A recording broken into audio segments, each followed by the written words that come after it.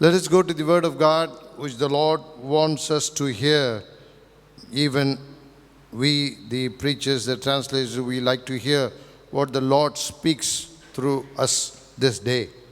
இந்த நாளிலும் ஊழியர்களாகிய எங்கள் மூலம் கர்த்தர் பேசுகிற தம்முடைய சத்தத்தின் வார்த்தைகளை ஊழியம் செய்கிற நாங்களே கேட்க விரும்பி காத்திருக்கிற நேரத்தில் நம்மோடு கூட தேவன் பேச விரும்புகிற வார்த்தை என்னவென்றால், Yes, we need to understand that God speaks at times and in situations according to what we need to know in life.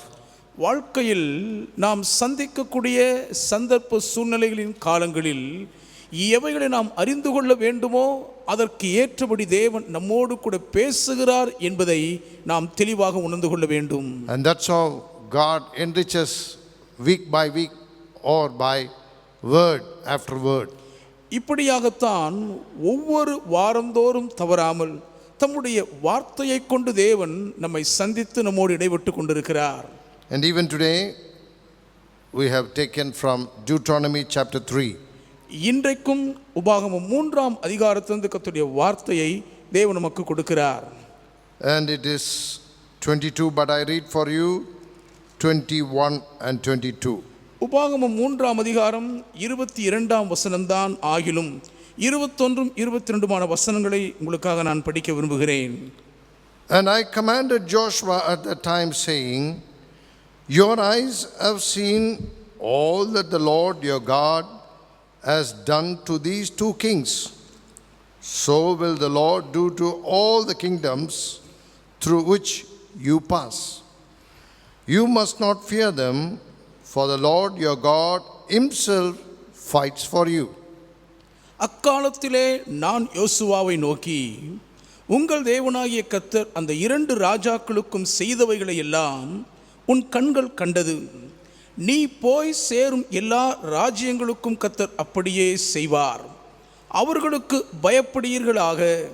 உங்கள் தேவனாகிய கர்த்தர் தாமே உங்களுக்காக யுத்தம் பண்ணுவார் என்று சொன்னேன். You must not fear for them. நீங்கள் அவர்களுக்கு பயப்படக்கூடாது. And your God himself will fight for you. உங்கள் தேவனாகிய கர்த்தர் தாமே உங்களுக்காக யுத்தம் பண்ணுவார். May the Lord bless the word and the congregation who hears these messages across many places. உலகம் எங்கிலும் பல இடங்களில் இருந்து இந்த கர்த்தருடைய செய்தியை கேட்கக்கூடிய எல்லா தேவ ஜனங்களையும் இந்த திருவசனத்தையும் கர்த்தர் ஆசீர்வதிப்பாராக. Must not fear, பயப்படுவீர்களாக. but your God himself is the fighter. ஆனால் உங்கள் தேவன் தாமே யுத்தம் பண்ணுகிறவராயிருக்கிறார். My dear brothers and sisters in Christ, கிறிஸ்துவுக்குள் எனக்கு அன்பானவர்களே, God's commands are very beautiful.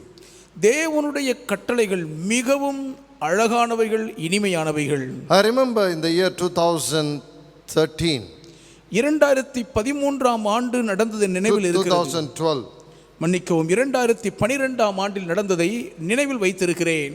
as I was the vice president of the Madras YMCA, we invited a very revered man of God, Pastor Sam Sundaram, for our Christmas function. Chennai OMCA துணை தலைவராக நான் பதவியில் இருந்த பொழுது மதிப்புக்குரிய pastor சாம் சுந்தரம் ஐயா அவர்களை Christmas விழாவை சிறப்பிக்கும்படி அழைத்திருந்தோம். That time itself he was not well. He was having gloves in his hands and he was having thick socks, and he came to preach, but he said, I could not stand for a long time, but I will preach and go. அவர்கள் உடல்நலம் சரியில்லாமல் கையுறை காலுறை என்று அணிந்து வந்து என்னால் நிற்கக்கூட முடியாது, ஆனாலும் நான் கர்த்தருடைய வார்த்தையை பிரசங்கித்து விட்டு செல்கிறேன் என்று சொல்லி வந்தார்கள். But when he started giving the message, he gave it a full measure. ஆனால் பிரசங்கம் பேச ஆரம்பித்த உடனே அதை முழு நிறைவோடு கூட பேசினார்கள். A Christmas message, he started with the angels and the angel Gabriel coming to the shepherds. அந்த கிறிஸ்மஸ் விசேஷித்த சிறப்பு செய்தியை காபிரியேல் தூதன் மரியாளை சந்திக்க வந்ததிலிருந்து ஆரம்பித்து பேசினார். From visiting the shepherds on the field.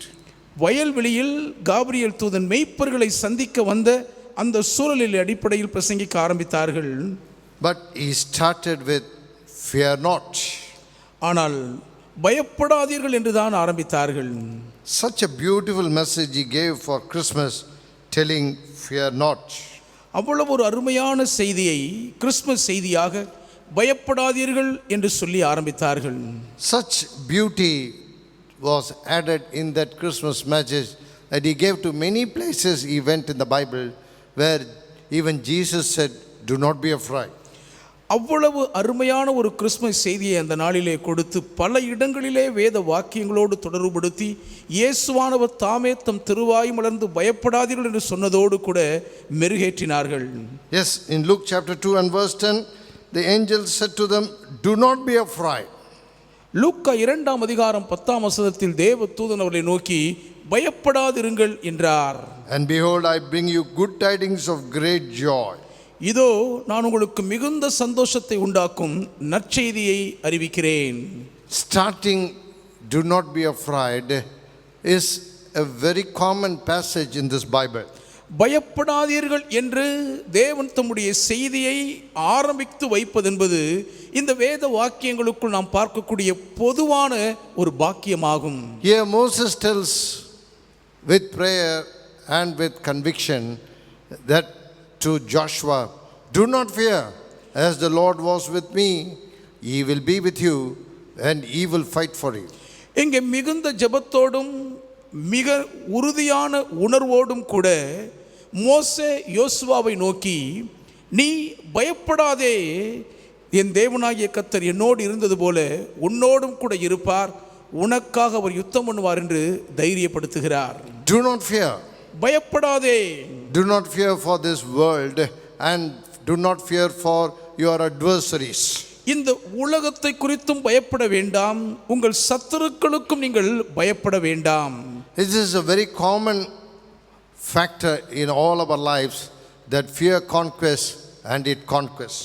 மிகவும் எளிதாக நம்முடைய வாழ்க்கையை பயம் கவ்விக்கொள்வது மிகவும் இயல்பான ஒரு பொதுவான காரியமாகவே இன்றைக்கு காணப்படுகிறது.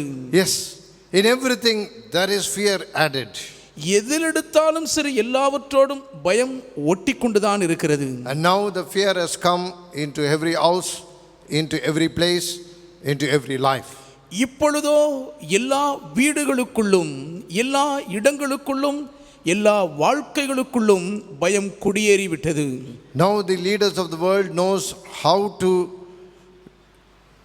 make rules and laws against this fearful virus. மிகவும் பயப்படுவதற்கு ஏதுவாக தாண்டவமாடுகிற தொற்று கிருமிக்கு எதிராக தங்களை காத்துக்கொள்ள என்னென்ன சட்டதிட்டங்களை ஏற்ற வேண்டும், வழிமுறைகளை அமுல்படுத்த வேண்டும் என்று இப்பொழுது உலக தலைவர்கள் அறிந்து வைத்திருக்கிறார்கள். The Bible clearly identifies that when Joshua is about to take over, then he will have fear in his heart. யோசுவா அந்த பொறுப்பை எடுத்துக்கொள்ள இருக்கும் நேரத்தில் அவர் தன் இருதயத்துக்குள்ளாக பயப்படுவார் என்பதை வேதம் மிக தெளிவாக அடையாளப்படுத்துகிறது. That is the concept of fear in a Christian life. கிறிஸ்தவ ஜீவியத்துக்குள்ளாக பின்னி இழையோடுகிற பயம் என்கிற கோட்பாடு அதுவே ஆகும். Even when there is a visitation of God's great power, fear is added to it in our lives. தேவனுடைய மகத்துவமான வல்லமையினால் நாம் சந்திக்கப்படும் போதும் கூட அதோடு கூட சேர்ந்து ஒரு பயமும் ஒட்டி கொண்டுதான் வருகிறது. In our fear we can see God in our lives. நம்முடைய பயங்களிலே நம் வாழ்வில் தேவன் நம்மோடு கூட இருக்கிறதை நம்மால் பார்க்க முடியும். That is what we need to understand today. இந்த நாளில் இந்த உண்மையை தான் நாம் உணர்ந்து கொள்ள வேண்டும். In our time of fear and in a time of uncertainty, your God is there with you. நிச்சயம் இன்மை வாழ்க்கையை சூறையாடும் நேரத்தில் பயப்படும் தருணங்களில் உங்கள் தேவனாகிய கர்த்தர் உங்களோடு கூடவே இருக்கிறார் என்பதுதான் மறுக்க முடியாத உண்மை. In verse 2 of the same chapter, இதே அதிகாரத்தின் 2ஆம் வசனத்தில் பாருங்கள். and the Lord said to me, do not fear him, for I have delivered him and all his people and his land into your hand. You shall do to him as you did to Sihon, king of the Amorites, who dwelt at Heshbon. அப்பொழுது கர்த்தர் என்னை நோக்கி, அவனுக்கு பயப்பட வேண்டாம், அவனையும் அவனுடைய ஜனங்கள் எல்லாரையும் அவன் தேசத்தையும் உன் கையில் ஒப்பு கொடுத்தேன். எஸ்போனிலே குடியிருந்த எமோரியரின் ராஜாவாகிய சீகோனுக்கு நீ செய்தது போல அவனுக்கும் செய்வாய் என்றார். So the Lord our God also delivered into our hands Og, the king of Bashan. அப்படியே நம்முடைய தேவனாகிய கர்த்தர் பாசானின் ராஜாவாகிய ஓகையும் நம்முடைய கையில் ஒப்பு கொடுத்தார்.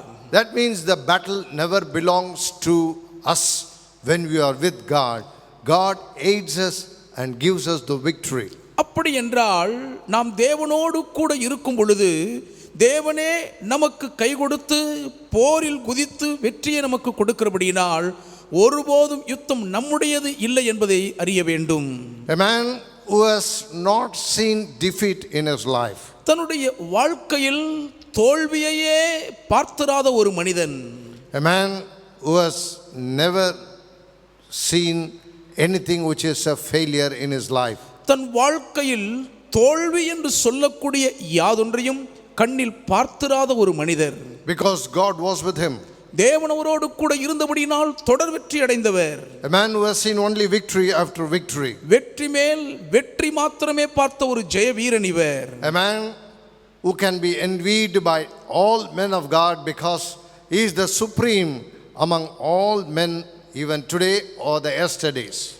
கடந்த ஆண்டுகளின் சரித்திரங்களில் ஆகட்டும் நிகழ்காலங்களில் ஆகட்டும் எல்லாருக்குள்ளும் மேற்பட்ட ஒரு சிறந்த மனிதராக உயர்ந்து நிற்கிறவராக இருக்கிறபடினால் எல்லா தேவ மனிதர்களும் இவரை குறித்து கொஞ்சம் பொறாமைப்படக்கூடிய அளவுக்கு வெற்றி சிறந்த ஒரு மாவீரன் இவர். God himself came down to profess who is he, and such a man is Moses. இவர் யார் என்கிற மேன்மையை வெளிப்படுத்தும்படி தேவனே இறங்கி வந்து அறிக்கை செய்த ஒரு மாமனிதர் தான் மோசே. He is such a wonderful man. அவ்வளவு அற்புதமான ஒரு மகத்தான மனிதர் அவர். From his birth he never saw defeat in life. பிறப்பிலிருந்து வாழ்க்கையில் தோல்வியை அவர் கண்டதே இல்லை. When he was born, the Bible says he should have been made to die. அவர் பிறந்த போதே சாகடிக்கப்பட்டிருக்க வேண்டும் என்றுதான் வேதம் சொல்கிறது. As it was in the life of Jesus as a babe, so it shall be. It happened in the life of Moses. பாலகனாய் பிறந்த இயேசுவின் உயிரை வேட்டையாட துணிந்தது போலதான் பாலகனாய் பிறந்த மோசேயின் உயிருக்கும் ஆபத்து காத்திருந்தது. Exodus chapter 1 and verse 22 says that Pharaoh commanded every son who is born in the kingdom should be made to die. எகிப்தின் சாம்ராஜ்யத்தில் பிறக்கும் ஆண் பிள்ளைகளை எல்லாம் நதியிலே போட்டுவிட வேண்டும் என்று பார்வோன் கட்டளையிட்டதை யாத்திராகமம் 1:22 படிக்கிறோம். And every daughter shall live alive. பெண் பிள்ளைகளை எல்லாம் உயிரோடே வைக்க வேண்டும் என்று கட்டளையிட்டான். At that time, அந்நேரங்களில் unnecessarily and very unfortunate that a boy was born to a Levite mother. Levi புத்திரரை சார்ந்த ஒரு தாய்க்கு ஒரு ஆண் பிள்ளை பிறந்தது உண்மையாகவே துரதிர்ஷ்டவசம் என்று தான் சொல்ல வேண்டும். Sometimes this is what the contradictions of our Christian life. சில வேளைகளில் நம்முடைய கிறிஸ்தவ ஜீவியத்தின் முரண்பாடுகள் இப்படித்தான் நம்மை சிக்க வைத்து விடும். But it is all for God's glory.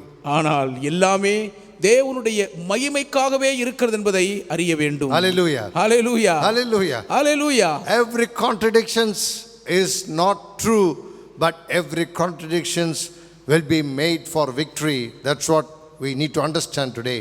கிறிஸ்தவ ஜீவியத்தில் நம்மை சந்திக்கக்கூடிய முரண்பாடுகளுக்குரிய சர்ச்சைகள் எல்லாம் நம்மை பதம் பார்த்து அழிப்பதற்கல்ல, மாறாக நம்மை ஜெயிக்க வைப்பதற்கான தேவனுடைய அனுகூலங்கள் என்பதை இன்றைக்கு அறிய வேண்டும். In verse 2 of chapter 2 of Exodus, யாத்திராகமம் 2ஆம் அதிகாரத்தின் 2ஆம் வசனம், the woman conceived and brought forth a son. அந்த ஸ்திரீ கர்ப்பவதியாகி ஒரு ஆண் பிள்ளையை பெற்றாள். But she could not contain the joy for a long time. ஆண் பிள்ளையை பெற்றெடுத்து விட்ட சந்தோஷத்தை நெடுங்காலம் அவளால் தாங்கி அதை பரிபாலிக்க முடியவில்லை. We think many times when I went to the passage of the Bible, it is war, and we don't war anytime. வேதாகமத்தின் இந்த வேத வாக்கியத்துக்குள் நான் வந்த உடனே யுத்தம் யுத்தம் யுத்தம் என்றுதானே இருக்கிறது நீங்கள் நினைக்கலாம். பல நேரங்களிலே நாங்கள் யுத்தம் பண்ணுவதில்லை என்று யோசித்திருக்க கூடும். Yes, the victory and the war is not the direct mentioning of my message today. இன்றைக்கு நாம் சந்திக்கக்கூடிய யுத்த களங்களும் போராட்டங்களும் அதில் கிடைக்கக்கூடிய வெற்றியின் ஜெயமும் மட்டுமே இன்றைக்கு என்னுடைய செய்தியின் நேரடி குறிப்பாக வரவில்லை. The battle think that it is not, I am not talking about a battle between one country to another country. யுத்தம் என்று நான் பேசும் பொழுது ஒரு நாட்டுக்கு விரோதமாக இன்னொரு நாட்டுக்கிடையில் நடக்கிற போரை குறித்து நான் பேசவில்லை. How the Lord was with every individual according to his promise today. இன்றைக்கும் தேவன் நமக்கு கொடுக்கும் தம்முடைய வாக்குத்தத்தத்தின்படியே வாழ்க்கையில் போராட்டங்களை சந்தித்த ஒவ்வொரு தனிநபரோடும் கூட கர்த்தர் எப்படி துணையாக இருந்தார் என்பதை தான் அறிய வேண்டும். There was a time where 3 months she can hide this boy because babes are not known whether a male boy is crying or a girl child is crying. பிறந்த குழந்தை அழும் நேரத்தில் அது ஆண் குழந்தை அழுகிறதா பெண் குழந்தை அழுகிறதா என்று ஆரம்பத்தில் கண்டறிய முடியாத ஒரு குழப்பம் இருக்கும். ஆகவேதான் 3 மாதம் வரைக்கும் அந்த ஆண் பிள்ளையை மறைத்து வைக்க முடிந்தது. A problem started when the boy grew. ஆனால் 3 மாதமாக அந்த ஆண் குழந்தை வளரத் தொடங்கிய பின்புதான் பிரச்சனை தலையெடுத்தது. She could no longer hide him, the Bible says. அதற்கு மேல் தான் பெற்றெடுத்த ஆண் பிள்ளையை தாயால் ஒளித்து மறைக்க முடியவில்லை என்று வேதம் சொல்கிறது. Trials come to an end where the mother and the child got separated. தாயும் பிள்ளையும் பிரிக்கப்பட்ட போது அந்த பரீட்சைகளின் சோதனை ஒரு முடிவுக்கு வந்தது. Yes, she made it that 90 days is over. I enjoyed this child. Now the child has to go into the depth of the Nile. 90 நாட்கள் இந்த பிள்ளையோடு கூட நான் இருந்து விட்டேன், போதும், அவ்வளவுதான். இனி நானும் இந்த குழந்தையும் பிரிந்தாக வேண்டும். எகிப்தின் நைல் நதியின் ஆழங்களுக்குள் இந்த பிள்ளை போயாக வேண்டிய நேரம் வந்துவிட்டது என்று மனதில் முடிவெடுத்து விட்டார்கள். Hundreds of boy child drowned in the Nile. நூற்றுக்கணக்கான ஆண் பிள்ளைகள் அந்த நைல் நதிக்குள்ளாக மூழ்கி அழிந்து போனார்கள். But the plan of God in Moses' life was different. ஆனால் மோசேயின் வாழ்க்கை குறித்த தேவனுடைய திட்டமோ வித்தியாசமாக மாறுபட்டு இருந்தது. That Moses only we are talking today. அந்த மோசேயை குறித்து தான் இன்றைக்கு பேசிக் கொண்டிருக்கிறோம்.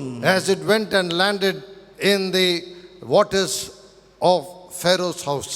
நாணர் பெட்டியில் மிதந்த குழந்தை நேரடியாக போய் பார்வோனுடைய வீட்டின் தண்ணீரிலே கரையேறுகிறார். Where the command flows to the entire Egypt, there comes the child into the waters of the private waters of Pharaoh. இஸ்ரவேலின் ஆண் பிள்ளைகள் எல்லாரும் கொல்லப்பட வேண்டும் என்று எங்கே இருந்து அரச கட்டளை பிறந்ததோ அதே அரண்மனையின் அந்த தனிப்பட்ட நீர் கூளைகளுக்குள்ளாக இந்த ஆண் பிள்ளை போய் சேர்கிறார். What a tragedy of circumstances. சந்தர்ப்ப சூழ்நிலைகள் எவ்வளவு பெரிய பரிதாபமாய் இருக்கிறது என்பதை கவனிக்க வேண்டும். That is sometimes life. வாழ்க்கை சில வேளைகளில் அப்படிதான் இருக்கும். That is sometimes the rudiment of Christian life. கிறிஸ்தவ ஜீவியத்தின் நிலைமை பல நேரங்களில் இப்படிதான் அமைந்துவிடும். And that is what God glorifies himself at situations and circumstances of our life. இப்படிப்பட்ட நம்முடைய வாழ்க்கையின் தர்ம சங்கடமான சந்தர்ப்ப சூழ்நிலையின் போராட்டங்களில் தான் நம்முடைய தேவன் மேன்மை அடைந்து மகிமைப்படுகிறார். What would Miriam would have thought that if this child would have gone away from my eyes, I would have been happy, but landed in the hands of daughters of Pharaoh. இந்த குழந்தை என் கையை விட்டு போய்விட்டால் சந்தோஷமாக இருப்பேன் என்று தாய் நினைத்திருந்தாலும் அந்த பிள்ளையோ போய் மீரியாம் நினைத்திருப்பாள் எப்படியோ என் கை நழுவி போய்விட்டது என்று. ஆனால் நேரடியாக பார்வோனின் குமாரத்தின் கையில் போய் அந்த குழந்தை சிக்கிவிட்டது. The mother is forgotten, but the sister is following the child. தாய் பிள்ளையை மறந்து விட்டால் உடன் பிறந்த சகோதரியோ விடாமல் குழந்தையை பின்தொடருகிறாள். To her heartbreaking situation that the child got into the hands of the person who is responsible to kill every male child. இஸ்ரவேலின் ஆண் பிள்ளைகளை எல்லாம் கொலை செய்ய உத்தரவு போட்ட அதே அரண்மனையில் போய் அந்த குழந்தை அவர்கள் கையில் கிடைத்ததை பார்த்த பொழுது மனம் உடைந்து போய்விட்டாள். Sometimes that happens in life. வாழ்க்கையில் சில வேளைகளில் அது நடந்துவிடும். When I said that you do not fear, for the Lord is with you, is not in battle but in situations of our life. பயப்பட வேண்டாம், கர்த்தர் உங்களுக்காக யுத்தம் பண்ணுவார் என்று நான் சொல்லும் பொழுது அது எழுத்தின்படியே இருக்கக்கூடிய போராட்டங்கள் போர்க்களங்கள் அல்ல, வாழ்க்கையில் நாம் சந்திக்கக்கூடிய தர்ம சங்கடமான சந்தர்ப்ப சூழ்நிலைகளாகும். It's an act that happened before the eyes of Miriam, and the boy, his own brother, is caught up in the hands of the person who is responsible, the house which is responsible for the destruction of many child. அநேக ஆண் பிள்ளைகளுடைய அழிவுக்கு காரணமாயிருந்த அதே அரச குடும்பத்தின் கையில் போய் உடன் பிறந்த சகோதரனாகிய இந்த ஆண் குழந்தை சேருகிறதை நேரடியாக இப்பொழுது மீரியாம் பார்க்கிறாள். Verse 6 of chapter 2 of Exodus. யாத்ராகமம் 2ஆம் அதிகாரத்தின் 6ஆம் வசனம். And when she opened it, she saw the child, and behold, the baby wept. She had compassion on him and said, "This is a Hebrew child." அதை திறந்தபோது பிள்ளையை கண்டாள். அந்த பிள்ளை அழுதது. அவள் அதன் மேல் இரக்கமுற்று இது எபிரேயர் பிள்ளைகளில் ஒன்று என்றாள். Before she could confess, before she could understand it's a Hebrew child, she had compassion upon the child. இது எபிரேய பிள்ளைகளில் ஒன்று என்று அவள் அறிந்து புரிவதற்குள்ளாக அந்த பிள்ளையின் மேல் அவள் கண்களிலே இரக்கம் கிடைத்து விட்டது. That is what the Bible talks about. அதை குறித்து தான் வேதாகமம் பேசுகிறது. That's what talks about our lives today. இன்றைய நம்முடைய வாழ்க்கையின் நிலையை குறித்து இப்படிதான் ஆண்டவர் நம்மோடு இடைபடுகிறார். Even before destruction, God's eyes are for good upon us. அழிவு நம்மேல் வருவதற்கு முன்பே தேவனுடைய கண்கள் நம்மேல் விழுந்து விடுகிறது. Even before identification of a child, she had compassion upon the child. அந்த பிள்ளை யார் என்று அடையாளம் காணப்படுவதற்கு முன்பே அந்த பிள்ளையின் மேல் அவள் இரக்கம் வைக்கிறாள். That is the love that what God does in our lives. நம்முடைய வாழ்க்கையில் தேவன் செயல்படுத்துகிற அன்பு அதுதான் என்பதை கவனியுங்கள். That is what the predestination of our great blessed life. அதுவே நம்முடைய மகா ஆசீர்வதிக்கப்பட்ட பெருவாழ்வு முன்குறிக்கப்பட்டிருக்கிறது என்பதை தெளிவுபடுத்துகிறது. It doesn't end there itself. அது அதோடு அங்கேயே முடிந்து விடுவதல்ல. But the Bible says ஆனால் வேதம் சொல்லுகிறது that there comes the boldness in the mind of Miriam. அந்த நேரத்தில் தான் மீரியாமுடைய மனதில் ஒரு தைரியம் வருகிறது பாருங்கள். She goes and says, "I have a nursing mother for this child." இந்த பிள்ளை வளர்க்கும்படி பால் கொடுக்கக்கூடிய ஒரு தாய் என்னிடம் இருக்கிறார்கள் என்று சொல்லுகிறாள். Yes, she says boldly, there is a Hebrew woman who is ready to nurse the child for your sake. இந்த பிள்ளையை உமக்காக வளர்க்கும்படி எபிரேய ஸ்திரீகளிலே பால் கொடுக்கக்கூடிய ஒருத்தி இருக்கிறாள் என்று தைரியமாய் சொல்லுகிறாள். It's all the act of God and His power evolving here, there. இங்கும் அங்குமாக தேவனுடைய வல்லமை சுழன்று செயல்படக்கூடிய அவருடைய மகத்துவமான கிரியைகளாகவே இவைகளை பார்க்க வேண்டும். The story is good, but the work of God is great. சரித்திரம் மிகவும் நல்லதுதான், ஆனால் இதில் தேவனுடைய கிரியைகளோ மகா பெரியவைகள். She had compassion, Miriam had the boldness, and there comes the power of God to work in the favor of Moses and his family. பார்வோனின் குமாரத்தின் கண்களிலே அந்த பிள்ளைக்கு இரக்கம் கிடைக்கிறது. மீரியாமுடைய இருதயத்துக்குள் ஒரு பெரிய தைரியம் பீரிட்டு கிளம்புகிறது. இப்பொழுதோ மோசேயின் வாழ்க்கையிலே தேவன் தாம் சினைத்த நன்மையை செயல்படுத்துவதற்கு மிகப்பெரிய வல்லமை வெளிப்படுகிறதை பார்க்கிறோம். If you talk about a story, it is a story. But if you talk about the power of God, it is so beautiful and great. விறுவிறுப்பான கதை என்ற கோணத்தில் இதை பார்த்தால் இது கதையாகவே முடிந்துவிடும். ஆனால் இதை தேவனுடைய ஒரு மகத்துவமான வல்லமையின் செயலாக கண்ணோக்குவோம் என்று சொன்னால் மேன்மையான தேவனுடைய வல்லமை பீரிட்டு கிளம்புகிறதை பார்க்க முடியும். There is no identification, there is no requirement of knowledge, but she says, "Yes, go and bring. I need it," she says. அடையாளப்படுத்தப்பட வேண்டிய அவசியம் இல்லை, அதற்கு அங்கே சொல்ல வேண்டிய அறிவும் வெளிப்பட வேண்டியதில்லை. ஆனாலும் உடனடியாக போய் அந்த தாயை அழைத்து வரும்படி பார்வோனின் குமாரத்தை துரிதப்படுத்துகிறதை பார்க்கிறோம். This is the work of God. இதுவே தேவனுடைய கிரியையாகும். Very supernatural. மிகவும் இயற்கைக்கு மேற்பட்ட அற்புத செயல். He made the child to go to the hands of Pharaoh's daughter, made her to have compassion, given a chance for this child to live in the same house where he was born. Nile நதியில் மிதந்த அந்த பிள்ளை நேரடியாக பார்வோனுடைய குமாரத்தின் கையில் போய் சேரும்படி செய்தார். அந்த பார்வோனின் குமாரத்தின் கண்களிலே மோசேக்கு ஒரு இரக்கத்தை கிடைக்க செய்தார். எங்கே அழிக்க வேண்டும் என்று அரச கட்டளை பிறந்ததோ அதே இடத்தில் மோசேயின் சுகவாழ்வு தொழில்விட்டு பெருகுவதற்கு ஆவண செய்தார். There is no hidden, there is nothing to hide him. He lives boldly in the same house where he was born. இப்பொழுது அவர் ஒளிந்து மறைந்து பதுங்கி வாழ வேண்டிய அவசியமே இல்லை. அழிக்க வேண்டும் என்று அரச கட்டளை பிறந்த அதே வீட்டில் எல்லாருக்கும் முன்பாக வெளிப்படையாக தைரியமாக வளருவதற்கு சூழ்நிலையை உருவாக்கி கொடுத்தார். She says, I will give the wages, you do the work what you are supposed to do to the small baby. இந்த சிறு குழந்தையை எடுத்துக்கொண்டு போய் இது வளருவதற்கு நீ என்ன செய்ய வேண்டுமோ அதை செய், நான் உனக்கு சம்பளம் கொடுக்கிறேன் என்று பார்வோனின் குமாரத்தி சொல்கிறாள். This has happened in the whole Bible only one time. முழு வேத புஸ்தகத்துக்குள் இப்படிப்பட்ட ஒரு சம்பவம் ஒரே ஒரு முறைதான் நடந்தது. Many instances happened many times. பல சந்தர்ப்பங்கள் சம்பவங்கள் பல முறை நடந்திருக்கின்றன. But this happened only one time in the Bible. ஆனால் இந்த சம்பவம் வேதத்தில் ஒரே ஒரு முறை மட்டும்தான் நடந்திருக்கிறது. Even like this, it has not happened in the time of Jesus when he was born. இயேசுவானவர் பாலகனாக பிறந்த நாட்களிலும் கூட இதை போன்ற ஒரு காரியம் நடக்கவில்லையே. But the prophecy is he had to run to Arabia to live there for some time. கொஞ்ச காலம் அவர் அங்கே வாழ வேண்டும் என்பதற்காக எகிப்துக்கு போக வேண்டும் என்பது முன்னுரைக்கப்பட்ட தீர்க்க தரிசனமாக இருந்ததே. But here he lives in the same house where he was born. இங்கேயோ பிறந்த அதே வீட்டில் தைரியமாய் இவர் குடித்தனம் பண்ணி வாழ்ந்து வளர்கிறார். My dear brothers and sisters in Christ, கிறிஸ்துவுக்குள் என கண்பானவர்களே, rules are made but not made for us, but it is made from heaven what has to be done in our lives.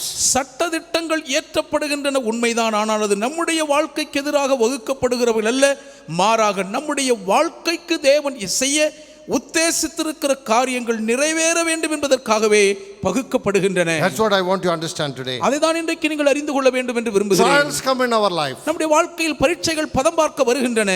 Trials comes in an unknown manner. அறியவே முடியாத ஒரு சூழ்நிலையிலே திடீரென்று சோதனைகள் நம்மை சூழ்ந்து கொள்கின்றன. This boy was born at a time of the degree of the Pharaoh that he should die. எந்த நேரம் ஒரு ஆண் பிள்ளை சாகடிக்கப்பட வேண்டும் என்று பார்வோன் அரச கட்டளை போட்டானோ அந்நேரம் பார்த்து இந்த குழந்தை பிறந்தது. But he lived on the grace and the power of God. ஆனால் தேவ கிருபையின் வல்லமையின் மேன்மையினால் சாகாமல் அவர் பிழைத்து வாழ்ந்தார். That is the love of God. அதுதான் தேவனுடைய அன்பாகும். That Moses saw that his life is very favorable in the eyes of God from his birth. பிறந்தது முதற்கொண்டு தன்னுடைய வாழ்க்கை தேவனுடைய பார்வைக்கு முன்பாக மிகவும் பிடித்தமான ஒன்றாக தயவு பெற்றிருக்கிறது என்பதை மோசே தெளிவாக கண்டார். My dear brothers and sisters in Christ, கிறிஸ்துவுக்குள் என கண்பானவர்களே, the Lord is not a God who comes into your life just like that and leave you. வெறுமனே சற்றென்று தோன்றிவிட்டு பின்பு உங்கள் வாழ்க்கை விட்டு மறைந்து போகிறவர் அல்ல தேவனாகிய கர்த்தர். This boy grew in the palace itself. அரண்மனையிலேயே இந்த பையன் பிள்ளையாண்டான் வளர்ந்து ஆளானார். The Bible says, வேதாகமம் சொல்கிறது, very unfortunately he was driven to Midian. மிகவும் துரதிர்ஷ்டவசமாக அவர் மீதியான் தேசத்துக்கு துரத்தப்பட்டு விட்டார். And there he was married and he became a shepherd. அங்கே விவாகம் பண்ணிக்கொண்டார், மேய்ப்பராக தொழில் செய்கிறார். And the Bible says, வேதாகமம் சொல்கிறது, the Lord met him again. For what purpose he saved his life? எந்த நோக்கத்தை முன்னிட்டு இந்த மோசேயின் உயிரை தேவன் காப்பாற்றினாரோ அதன் பொருட்டு இப்பொழுது தேவன் மறுபடியும் அந்த மோசேயை சந்திக்கிறார். Please understand that our Christian life is not just for certain age or certain life, but it is full term. நம்முடைய கிறிஸ்தவ ஜீவியம் என்பது ஒரு குறிப்பிட்ட வயது வரைக்கோ இல்லாவிட்டால் ஏதோ ஒரு கால நிலை வரைக்குமோ என்று நீங்கள் தயவு செய்து எண்ணி விடாதீர்கள். முழு நிறைவான காலத்தை நீங்கள் வாழ்ந்து முடிப்பதற்காக தேவன் உங்களை நிர்ணயித்திருக்கிறார். Yes, so beautiful is the life of Moses today. இன்றைக்கும் மோசேயின் வாழ்க்கை நமக்கு முன்பாக மிகவும் அழகாக நடமாடுகிறது. In Exodus chapter 3, யாத்திராகமம் 3ஆம் அதிகாரம் in verse 10, 10ஆம் வசனத்தில், come now therefore I will send you to Pharaoh that you may bring my people back out of Egypt. நீ இஸ்ரவேல் புத்திரராகிய என் ஜனத்தை எகிப்திலிருந்து அழைத்து வரும்படி உன்னை பார்வோனிடத்துக்கு அனுப்புவேன் வா என்றார். The command is so very rude, he got afraid. வந்த கட்டளை மிகவும் கண்டிப்பான குரலில் ஒலித்தபடியினால் மிரண்டு போய்விட்டார். Come, I will send you to Pharaoh. உடனே வா, உன்னை நான் பார்வோனிடத்திற்கு அனுப்புவேன். From the place where he ran for his life. உயிர் தப்ப வேண்டும் என்று எங்கே இருந்து இவர் ஓடி வந்தாரோ அதே இடத்துக்கு திரும்ப அனுப்புகிறார். He got afraid of what the Lord spoke to him. தன்னோடு கூட கர்த்தர் பேசின வார்த்தைகளை கேட்ட உடனே பயந்து போய்விட்டார். The Lord speaking, but that is not the matter at that time, because fear conquered his heart.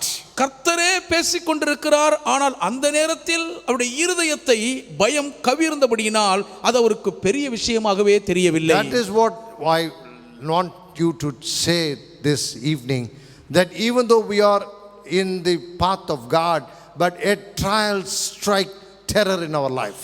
தேவனுடைய பாதையிலேயே நாம் நடக்கிறவர்களாய் இருந்தாலும் கூட நம்முடைய வாழ்க்கையில் பயங்கர திகில்கள் திடீரென்று தாக்குகின்றன என்பதை தான் இந்த மாலை நேரம் உங்களுக்கு முன்பாக நான் தெளிவாக பதிக்க விரும்புகிறேன். He says, why I should go, and who am I to bring these people?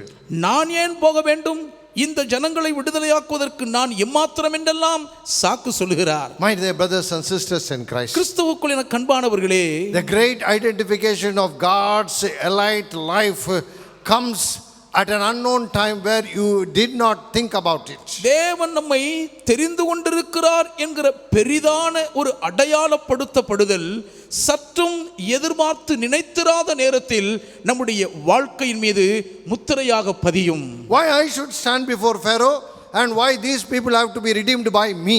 நான் ஏன் போய் பார்வோனுக்கு முன்பாக நிற்க வேண்டும், அதுவும் இந்த ஜனங்கள் ஏன் என்னால் விடுதலையாக்கப்பட வேண்டும் என்று கேட்கிறார். My dear brothers and sisters in Christ, கிறிஸ்துவுக்குள் என கண்பானவர்களே, God's call comes into your life, God's life comes into you, not just like that, but with added protection. தேவனுடைய வாழ்க்கை, தேவனுடைய ஜீவனின் நிறைவும் அழைப்பும் உங்கள் வாழ்க்கையிலே வெறுமனே சற்றென்று சாதாரணமாய் வருவதல்ல, அதோடு கூட தேவையான நிறைவான பாதுகாப்பும் கூடவே வருகிறது. There is a solution for all God's good life in our lives. நம்முடைய வாழ்க்கையில் தேவன் நிர்ணயித்திருக்கிற எல்லா நல்ல சுக வாழ்வுக்கு நிறைவான ஒரு பரிகார தீர்வுகள் இருக்கின்றன. The most experienced Moses tells Joshua, these two kings, you know how they were just cornered and killed by God. The same God is with you, do not be afraid. மிகவும் அனுபவசாலியாக கைதேர்ந்திருந்த மோசே யோசுவாவை பார்த்து, அந்த இரண்டு ராஜாக்களும் எப்படி நம்முடைய கையில் வசமாய் சிக்கிக்கொள்ளும்படி ஒரு மூலையிலே மடக்கப்பட்டு முழுவதுமாக அழிக்கப்பட்டார்களோ அதுபோல தேவன் உனக்கும் துணையாக இருப்பார், பயப்படாத என்று தைரியப்படுத்துகிறார். That's what he knows, how the Lord will speak and perform. கர்த்தர் எப்படி ஒரு காரியத்தை சொல்லுவார், அவர் சொன்னதை எப்படி செய்து முடிப்பார் என்று மோசேக்கு தெரியும். That is what I want you to understand in my message today. இன்றைக்கு என்னுடைய பிரசங்கத்தை நீங்கள் கேட்கும் பொழுது இதைதான் தெளிவாக நீங்கள் புரிந்து கொள்ள வேண்டும் என்று விரும்புகிறேன். Not just speaking, but performing is God's power. வெறும் வாயிலே பேசுகிறவர் அல்ல, சொன்னதை செய்து முடிக்கும் வல்லமையுள்ளவரே நம்முடைய தேவன். Please understand today. என்று தயவாய் புரிந்து கொள்ளுங்கள். There is many people, they speak but they cannot do it. அநேகர் என்னென்னமோ செய்வதாக சொல்லுவார்கள், ஆனால் அவர்களால் செய்ய முடியாது. Today they will speak, tomorrow they will again guarantee, but day after tomorrow they will be gone somewhere. இன்றைக்கு சொல்லுவார்கள், நாளைக்கு எப்படியும் நிச்சயம் செய்து முடிப்பேன் என்று வாக்கு கொடுப்பார்கள், ஆனால் நாளைய மறுதினம் தேடி பார்த்தாலும் இருக்க மாட்டார்கள், மாயமாகி இருப்பார்கள். But your God will be with you till he finishes it. ஆனால் உங்கள் தேவனோ உங்களுக்கு சொன்னதை செய்து முடிக்க மட்டும் உங்களோடு கூடவே இருப்பார். What the Bible says. வேதாகமம் என்ன சொல்லுகிறது? And the Lord spoke to Moses. கர்த்தர் மோசேயோடு பேசினார். In verse 12. 12ஆம் வசனத்தில், Do not be afraid, I will certainly be with you. நீ பயப்படாதே, நிச்சயமாகவே நான் உன்னோடு கூடவே இருப்பேன். And I will give you a sign. நான் உனக்கு ஒரு அடையாளத்தையும் தருவேன். That you will surely come back to this Mount Horeb to worship me on this mountain. இதே மலையில் என்னை ஆராதிக்கும்படி இந்த ஓரேப் பர்வதத்துக்கு நிச்சயமாகவே உன் ஜனங்களோடு கூட நீ வருவாய் என்று அடையாளம் கொடுத்தார். What a guarantee. என்ன உத்தரவாதம் இது? That it happened accordingly. அவர் சொன்னபடியே அப்படியே நடந்ததே.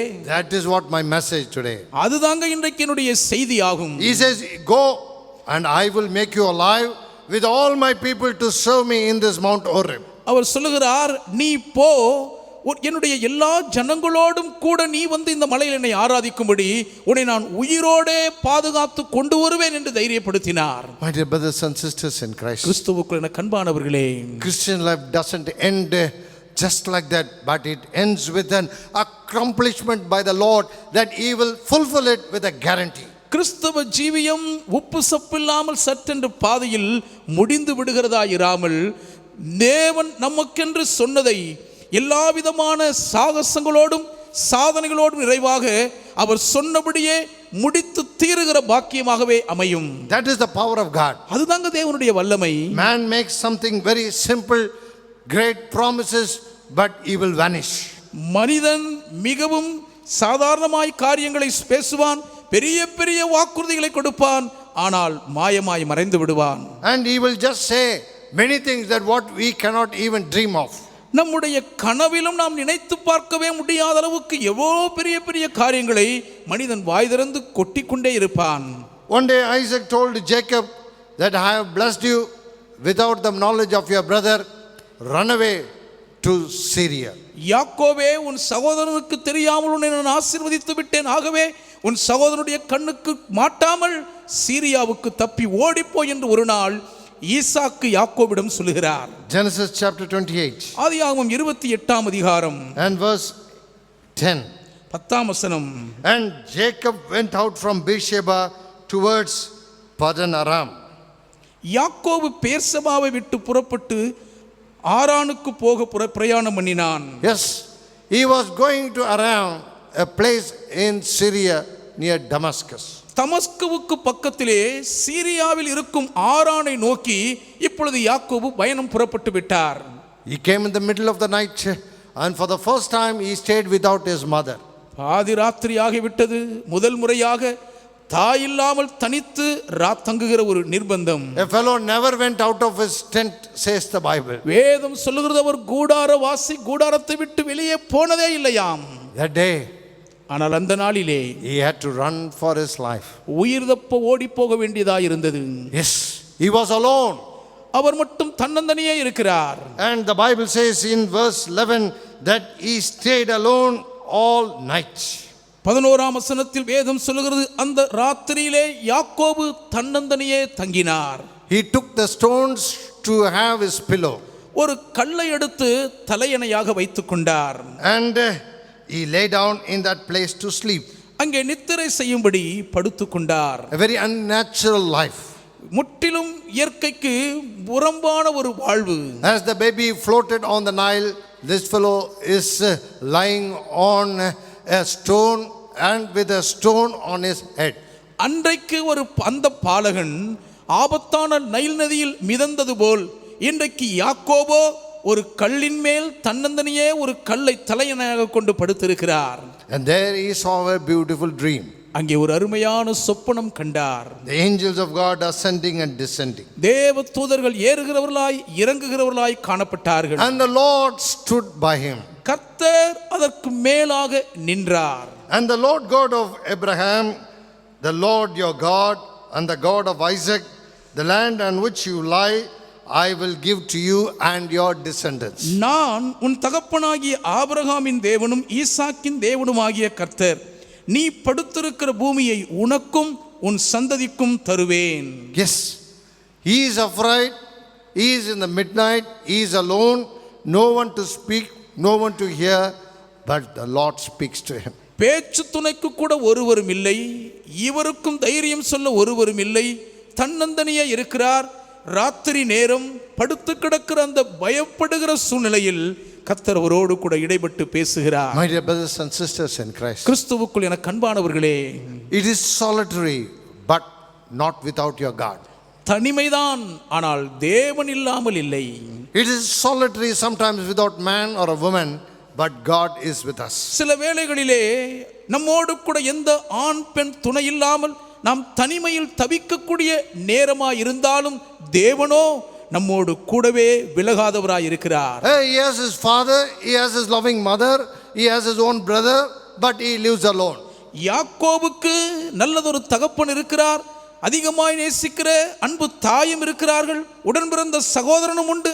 ஆனாலும் இவர் தனியே இங்கே தங்குகிறார். That is life. அதாங்க வாழ்க்கை. That is the rudiment of sometimes Christian life. சில வேளைகளில் கிறிஸ்தவ ஜீவியம் இப்படிப்பட்ட நிலைமைகளுக்குள்ளாகிவிடும். But your God watches over you.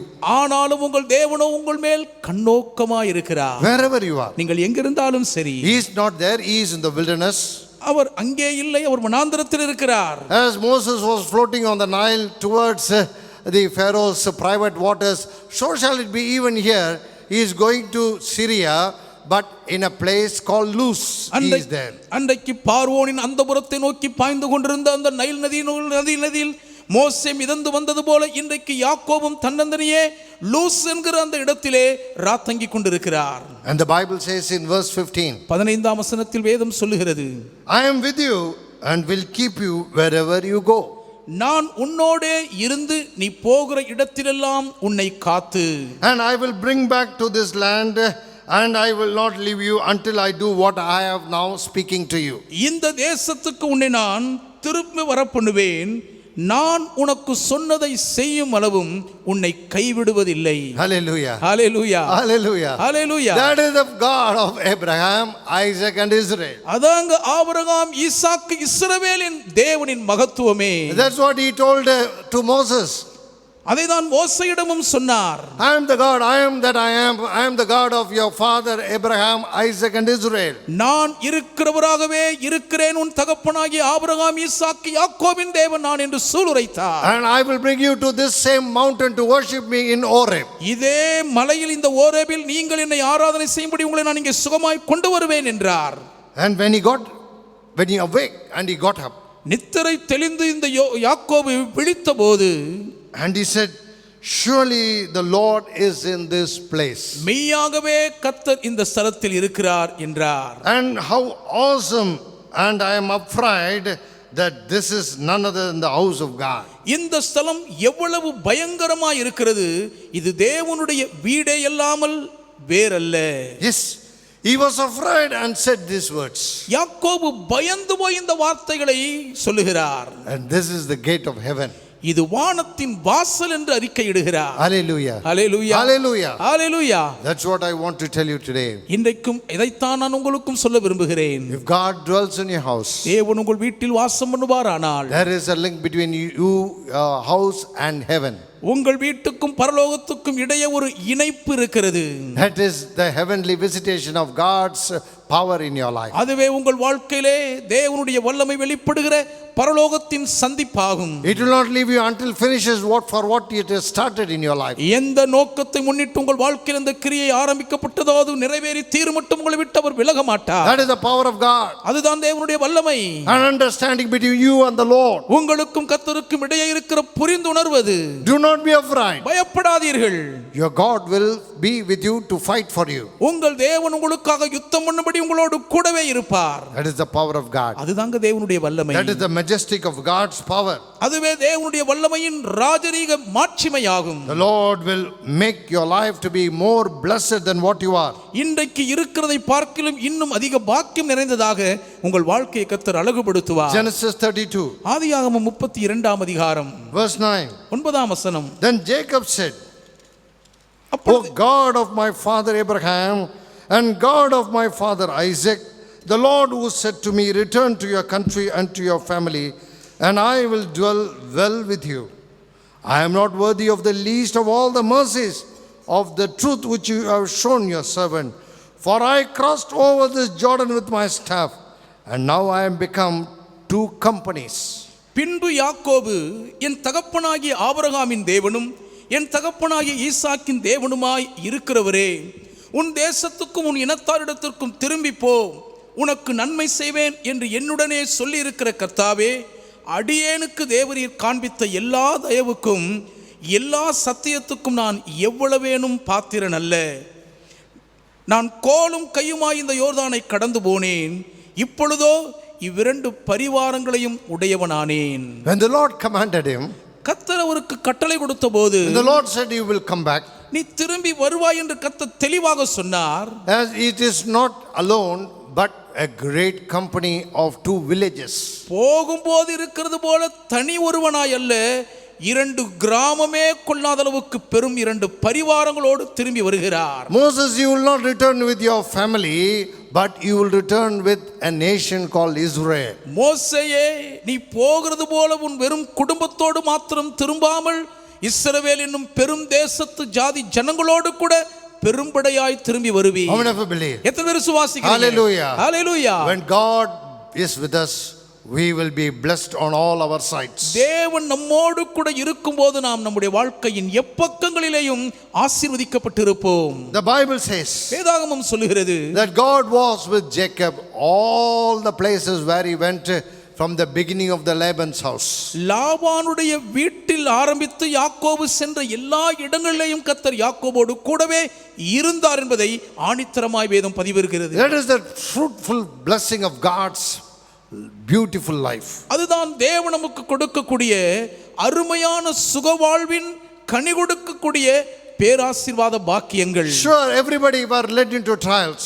நிச்சயமாகவே எல்லாருமே நம்முடைய வாழ்க்கையிலே ஏதாவது நிலையிலே பரீட்சிக்கப்படுவோம், பதம் பார்க்கப்படுவோம். The man who ran away from the eyes of Pharaoh into Midian to live as a simple man was made to call to go back and stand before Pharaoh. பார்வோனுடைய கண்களுக்கு பயந்து உயிர் தப்பும்படி மீதியான் தேசத்துக்குள் சோடி போய் ஒரு சாதாரண மனிதராக பதுங்கி இருக்கிற மோசேயை தேவன் அழைத்து எங்கிருந்து வந்தாரோ அதே தேசத்துக்கு போகும்படி அழைக்கிறார். Here the Bible says இங்கே வேதம் சொல்லுகிறது in verse 11 of Genesis 32. ஆதியாகமம் 32:11 வசனம். Deliver me, I pray thee, from my brother, from the hands of Esau, for I fear him, because he will attack me, the mother and the children. என் சகோதரனாகிய ஏசாவின் கைக்கு என்னை தப்புவியும், அவன் வந்து என்னையும் பிள்ளைகளையும் தாய்மார்களையும் முறியடிப்பான் என்று அவனுக்கு நான் பயந்திருக்கிறேன் என்று அங்கலாய்க்கிறார். My dear brothers and sisters in Christ, கிறிஸ்துவுக்குள் எனக்கு அன்பானவர்களே, it is not that what we think or fear, but it is what God has meant for our lives. நாம் என்ன நினைக்கிறோம், எதற்காக பயப்படுகிறோம் என்பதல்ல காரியம், நம்முடைய வாழ்க்கை குறித்து தேவன் என்ன குறித்து நிர்ணயித்திருக்கிறாரோ அதுதான் முக்கியமான விஷயம். And verse 3 and 4 of chapter 33. 33ஆம் அதிகாரத்தின் 3-4 வசனங்கள். And he crossed over before him and bowed himself to the ground 7 times until he came near to his brother. But Asa ran to meet him and embraced him and fell on his neck and kissed him, and they both wept. தான் அவர்களுக்கு முன்னாக நடந்து போய் 7 விசை தரை மட்டும் குனிந்து வணங்கி தன் சகோதரன் கிட்ட சேர்ந்தான். அப்பொழுது ஏசா எதிர்கொண்டு ஓடி வந்து அவனை தழுவி அவன் கழுத்தை கட்டிக்கொண்டு அவனை முத்தம் செய்தான். இருவரும் அழுதார்கள். My dear brothers and sisters in Christ, கிறிஸ்துவுக்குள் எனக்கு அன்பானவர்களே, the Lord is a finisher of great things in your life. உங்கள் வாழ்க்கையிலே மிகப்பெரிய காரியங்களை நிறைவு செய்து முடிக்கிறவர் கர்த்தர். That is what is different from anyone, whether your husband or your mother or your parents. உங்கள் கணவரோ தாயாரோ பெற்றோர்களோ யாராயிருந்தாலும் சரி, எல்லாரிடமிருந்து தேவன் இந்த விஷயத்தில் வித்தியாசமானவர். He knows how to finish the good things in your life. உங்கள் வாழ்க்கையிலே அவர் நல்ல காரியங்களை எப்படி செய்து முடிக்க வேண்டும் என்று அறிந்திருக்கிறார். Your parents may struggle to do it. I don't say they don't love it, but they struggle to end it because nothing in their hands. உங்களுடைய பெற்றோர்கள் உங்களை நேசிக்கவில்லை என்று நான் சொல்ல மாட்டேன். எப்படியாவது உங்களுக்கு கரை சேர்த்து விட வேண்டும், நன்றாக குடியேற செய்து விட வேண்டும் என்று வாழ்க்கையிலே போராடுகிறார்கள். ஆனால் எதுவுமே அவர்கள் கையில் இருப்பதில்லை. But your God has got everything in his hands. ஆனால் உங்கள் தேவனோ எல்லாவற்றையும் தம் கரங்களில் உடையவராய் இருக்கிறார். Hallelujah. Hallelujah. He's got everything in his hands. அவர் சகலத்தையும் தம் கரங்களில் உடையவராய் இருக்கிறார். He goes and he does great things. அவர் புறப்பட்டு களம் இறங்குவார், பெரிய பெரிய காரியங்களை சாதித்து முடிப்பார். Every return of every man is great. எல்லா மனுஷனும் மிக பெரிதான நிலையில் தான் திரும்பி வருகிறார்கள். The return is the end of the great fruitfulness, I mean. திரும்பி வரும்போது அது மிக பெரிதான அளவிலே கனி கொடுக்கும் பாக்கியத்தின் பிரயோஜனமாய் இருந்ததென்றே சொல்லி முடிக்கிறேன். That is life. அதங்க வாழ்க்கை. Sometimes we may not know how to end it. சில நேரங்களிலே ஒரு காரியத்தை சிறப்பாக எப்படி முடிப்பதென்று நமக்கு தெரியாமல் இருக்கும். And that's what the end of Joshua says. யோசுவாவின் முடிவு அதை தானே நமக்கு கோடிட்டு காட்டுகிறது. Whether you believe it or not, whether you accept it or not, myself and my house, we serve the Lord, we will serve the Lord. நீங்கள் இதை ஏற்றுக்கொள்கிறீர்களோ இல்லையோ, நீங்கள் இதை விசுவாசிக்கிறீர்களோ இல்லையோ, நானும் என் வீட்டாருவோவென்றால் கர்த்தரையே சேவித்தோம் கர்த்தரையே சேவிப்போம் என்று சூளுரைக்கிறார். That's the beauty of his tenure ending at Kenath. நியமிக்கப்பட்ட யோசுவாவின் அந்த பொறுப்பான உத்தரவாதம் மிக சிறப்பான முடிவை அடைந்த அழகதுதான். That is life. அதுதாங்க வாழ்க்கை. Even at the end of every good things you will praise your God. எல்லா நன்மையான காரியங்கள் உங்கள் வாழ்க்கையிலே முடிவில் கிடைக்கும் பொழுது உங்கள் தேவனை நீங்கள் துதிப்பீர்கள். Because you have to accept that your God is with you and you are special than the others. ஏனென்றால் உங்கள் தேவனாகிய கர்த்தர் உங்களோடு கூடவே இருக்கிறார் என்றும் மற்ற எல்லாரை பார்க்கிறோம் நீங்கள் விசேஷமானவர்கள் என்றும் நீங்கள் ஒப்புக்கொண்டு அங்கீகரித்தே ஆக வேண்டும். It is always very evident that God keeps his children in safety and in blessing. தேவன் தம்முடைய பிள்ளைகளை சுகபத்திர பாதுகாப்பின் ஆசீர்வாதங்களுக்குள்ளாக எப்போதும் மறைத்து காக்கிறார் என்பது ஆதாரபூர்வமான உண்மையாகும். That is the speciality of God's love. தேவனுடைய அன்பின் சிறந்த விசேஷமே இதுதான்.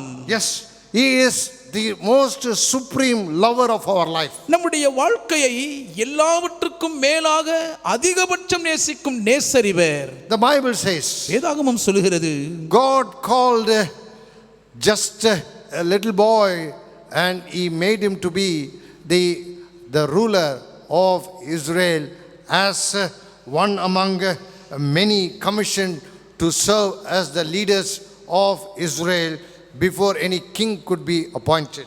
இஸ்ரவேல் தேசத்தாருக்கென்று எந்த ஒரு ராஜாவும் நியமிக்கப்படுவதற்கு முன்பு வரை அந்த ஜனங்களை வழிநடத்துவதற்காக தேவனால் அழைக்கப்பட்டு தெரிந்தெடுக்கப்பட்ட எல்லா மேன்மையான மாபெரும் தலைவர்கள் மனிதர்களைப் போலவே ஒரு சிறு பிள்ளையாண்டானை தேவன் சந்தித்து இடைப்பட்டு அவரை ஒரு மிகப்பெரிய தலைவராக வலம் வர வைத்தார்.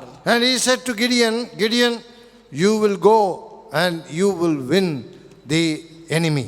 கிதியோனே நீ களம் இறங்குவாய் சத்துருக்களை ஜெயித்து சிறப்பாய் என்றார். Yes, these Midianites that who are before you, I will give you the victory. ஆம், உனக்கு முன்பாக இன்றைக்கு பரவி கிடக்கிற இந்த மீதியானியர் மேல் உனக்கு நான் ஜெயத்தை தருவேன். Gather everybody, I am going to make a war for victory with you. எல்லாரையும் படை திரட்டி கொண்டு வா, உனக்கு ஜெயம் கொடுப்பதற்கு ஏதுவாக நான் யுத்தம் செய்ய போகிறேன் என்றார். And he called everyone in chapter 7 verse 1. 7ஆம் அதிகாரம் முதல் வசனத்தில் கர்த்தர் சொன்னபடியே கிதியோன் ஒரு போர் பிரகடனம் செய்தார். And by the hill of Morah in the valley. அந்த பள்ளத்தாக்கிலே மோரே மேட்டிற்கு பின்னான பள்ளத்தாக்கில் இருந்து இந்த அறைகூவல் பிறந்தது. The Lord said to Gideon, கர்த்தர் கிதியோனிடம் சொல்லுகிறார், there are too many that this is not what I have meant for your life. கிதியோனே, அளவுக்கு அதிகமான எண்ணிக்கையில் படை திரண்டு விட்டது, உன்னுடைய வாழ்க்கையின் வெற்றிக்காக நான் நிர்ணயித்தது இது அல்ல என்று தெளிவாக சொல்லிவிட்டார். There are some rarest of rare words in the Bible. வேதத்திலே சில அபூர்வமான அரிய வார்த்தைகள் இடம் பிடித்து நிற்கின்றன. The Lord said to Gideon, கர்த்தர் கிதியோனிடம் சொல்லுகிறார், that these people are too many to give a victory into your hands. உன்னுடைய கையிலே நான் நிர்ணயித்த ஜெயத்தை கொடுப்பதற்கு இவர்கள் அளவுக்கு அதிகமாக இருக்கிறார்கள். It is not like this in any other places. இதை போன்ற வாக்கியங்கள் வேறு எந்த இடங்களிலேயும் இருக்கவில்லை. What we say, oh, these people are too little, that's what the normal rudiment of any life or war or any good thing. பொதுவாக வாழ்க்கையிலே எந்த ஒரு சூழ்நிலையில் எந்த நல்ல காரியத்தை செய்ய வேண்டும், போருக்கு போக வேண்டும் என்றாலும் நம்மோடு கூட திரண்டிருக்கிற மக்களை பார்த்து இவர்கள் எல்லாரும் போதாது, மிகவும் கொஞ்சம் என்றல்லவா நாம் சொல்வது வழக்கம். But the Lord says this is too many for a victory. ஆனால் கர்த்தரோ, நான் மீதியானியரை உன் ஜனத்தின் கையில் ஒப்பு கொடுப்பதற்கு இவர்கள் அளவுக்கு அதிகமான மிகுதியாய் இருக்கிறார்கள் என்றார். That is life today. இதுதாங்க இன்றைய வாழ்க்கை. Not your brother, not your sister. உங்கள் சகோதரனும் அல்ல, உங்கள் சகோதரியும் அல்ல. Not your children. உங்கள் பிள்ளைகளும் கூட அல்ல. The Bible says, வேதாகமம் சொல்லுகிறது, and in verse 16 of chapter 6, 6ஆம் அதிகாரத்தின் 16ஆம் வசனம், Judges 6:16, நியாயாதிபதிகள் 6:16, and the Lord said to Gideon, surely I'll be with you and you shall defeat Midianites as a single man. அதற்கு கர்த்தர், கிதியோனே, நான் உன்னோடே கூட இருப்பேன், ஒரே மனுஷனை முறியடிப்பது போல நீ மீதியானியரை முறியடிப்பாய் என்றார். I will give you victory. I called you and I will give to you as only one man. நான் உன்னை அழைத்தேன், நானே உனக்கு ஜெயத்தை கொடுப்பேன், அதை ஒரே ஒரு மனுஷனை முறியடிப்பது போல உனக்கு நான் முறியடித்து கொடுப்பேன் என்றார். Whether it is Moses or Joshua, or whether it is Jacob, or even it is the little boy Gideon, it's all the same. அது மோசேயா இருந்தாலும் யோசுவா இருந்தாலும் யாக்கோபா இருந்தாலும் இந்த இளம் வாலிபனாகிய கிதியோனா இருந்தாலும் அனைவரும் சமமாகவே இருக்கிறார்கள். A boy who did not know what to speak, what to answer. A boy who did not know the rudiment of war. A boy who was very little to have this knowledge, but yet God called him.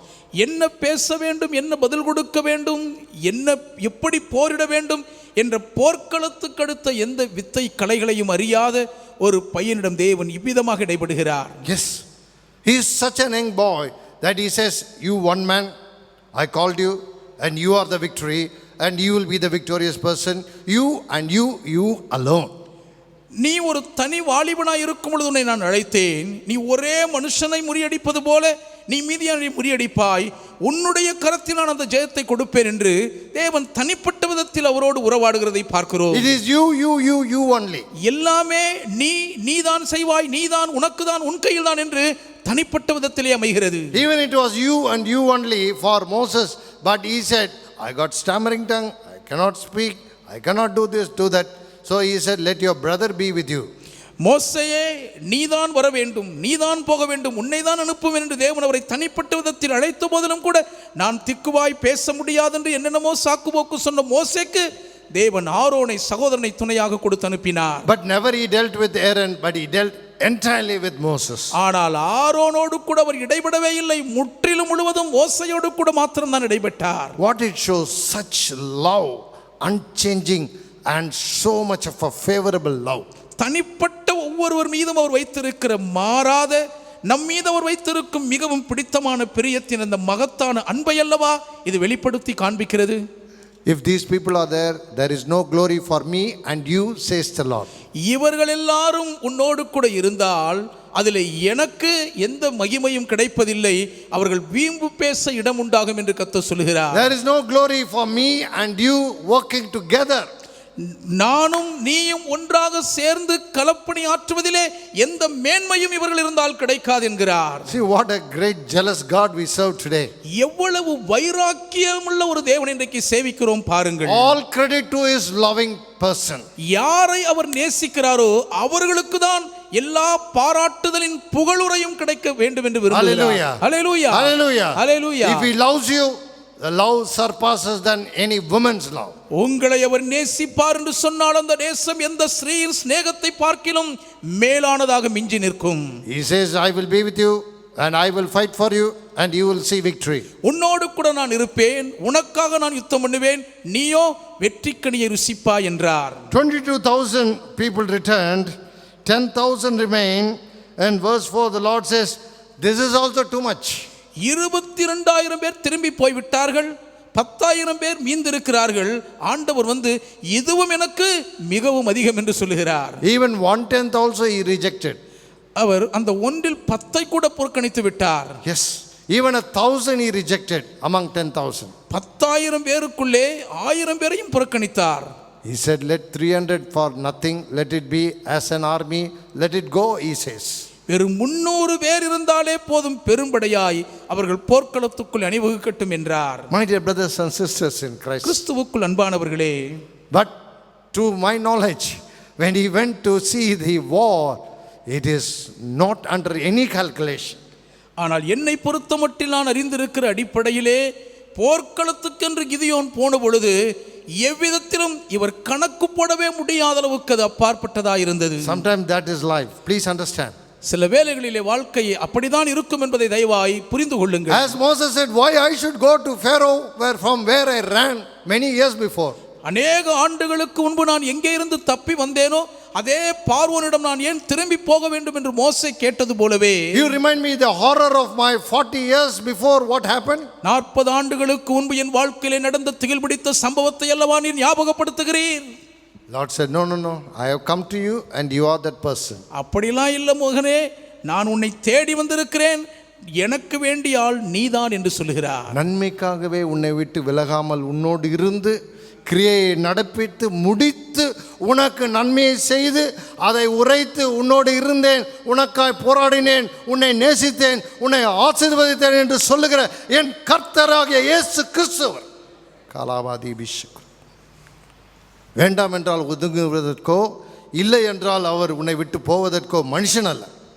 He is not a man to leave you just like that for your favor, but he loves you that he finishes every works that he started in your life. ஏதோ நீங்கள் சொல்லுகிறீர்கள் என்பதற்காக உங்களை விட்டு விலகி போவதற்கு அவர் மனிதர் அல்ல, ஆனால் உங்களை நேசிக்கிறபடியினால் உங்கள் வாழ்க்கையிலே தாம் ஆரம்பித்த எல்லா கிரியையும் நிறைவேற்றி முடிப்பதற்காகவே விரும்புகிறவர். Now he is on the edges, on top, the camp and the field of the war is below him in the valley. இப்பொழுதோ இந்த போர்க்களத்தின் மலை விளிம்பில் கிதியோன் நிற்கிறார். அவருக்கு கீழ் இருக்கிற பள்ளத்தாக்கில் அந்த போர்க்களம் பரவி கிடக்கிறது. And when he entered, he got afraid. போர்க்களத்துக்குள் வந்த உடனேயே மிரண்டு போய்விட்டார். That is sometimes life. வாழ்க்கை சில நேரம் அப்படிதான் இருக்கும். All preparations will be very, very, very beautiful. எல்லா ஆயத்த ஏற்பாடுகளும் மிக சிறப்பாக தடபுடலாக இருக்கும். But when on that day, ஆனால் காரியம் நடக்க வேண்டிய அந்த நாளில், on that day, அந்த நாளிலே fear conquers our hearts. பயம் நம்முடைய இருதயத்தை வென்றுவிடும். That's why here Moses prepares Joshua.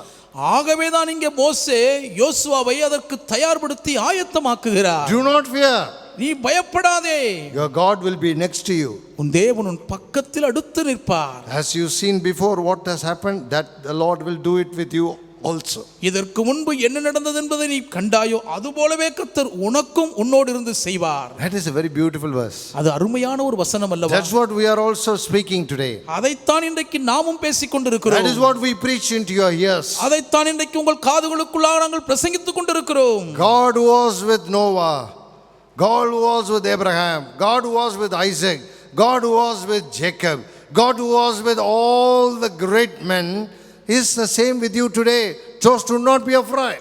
அன்றைக்கு நோவாவோடு கூட இருந்த தேவன், ஆபிரகாமோடு கூட இருந்த தேவன், ஈசாக்கோடு மோசையோடு கூட இருந்த அதே தேவன் தான் இன்றைக்கு உங்களோடும் கூட இருக்கிறார். ஆகவே நீங்கள் பயப்படாதீர்கள் என்று சொல்லுகிறோம். Yes, here the Lord speaks to Gideon. இங்கே கிதியோனோடு கர்த்தர் பேசுகிறார். Gideon, the Lord said to Gideon, arise, go down, for I have delivered it.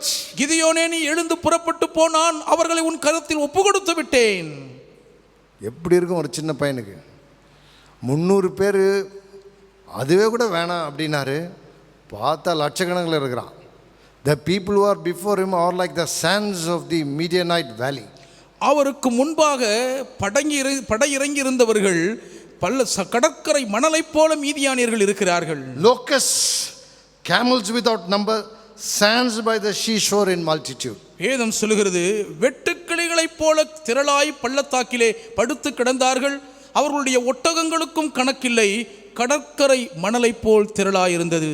There is no equation, there is no calculation. அங்கே கணக்கு எவ்விதத்திலும் சம்பந்தமே இல்லை.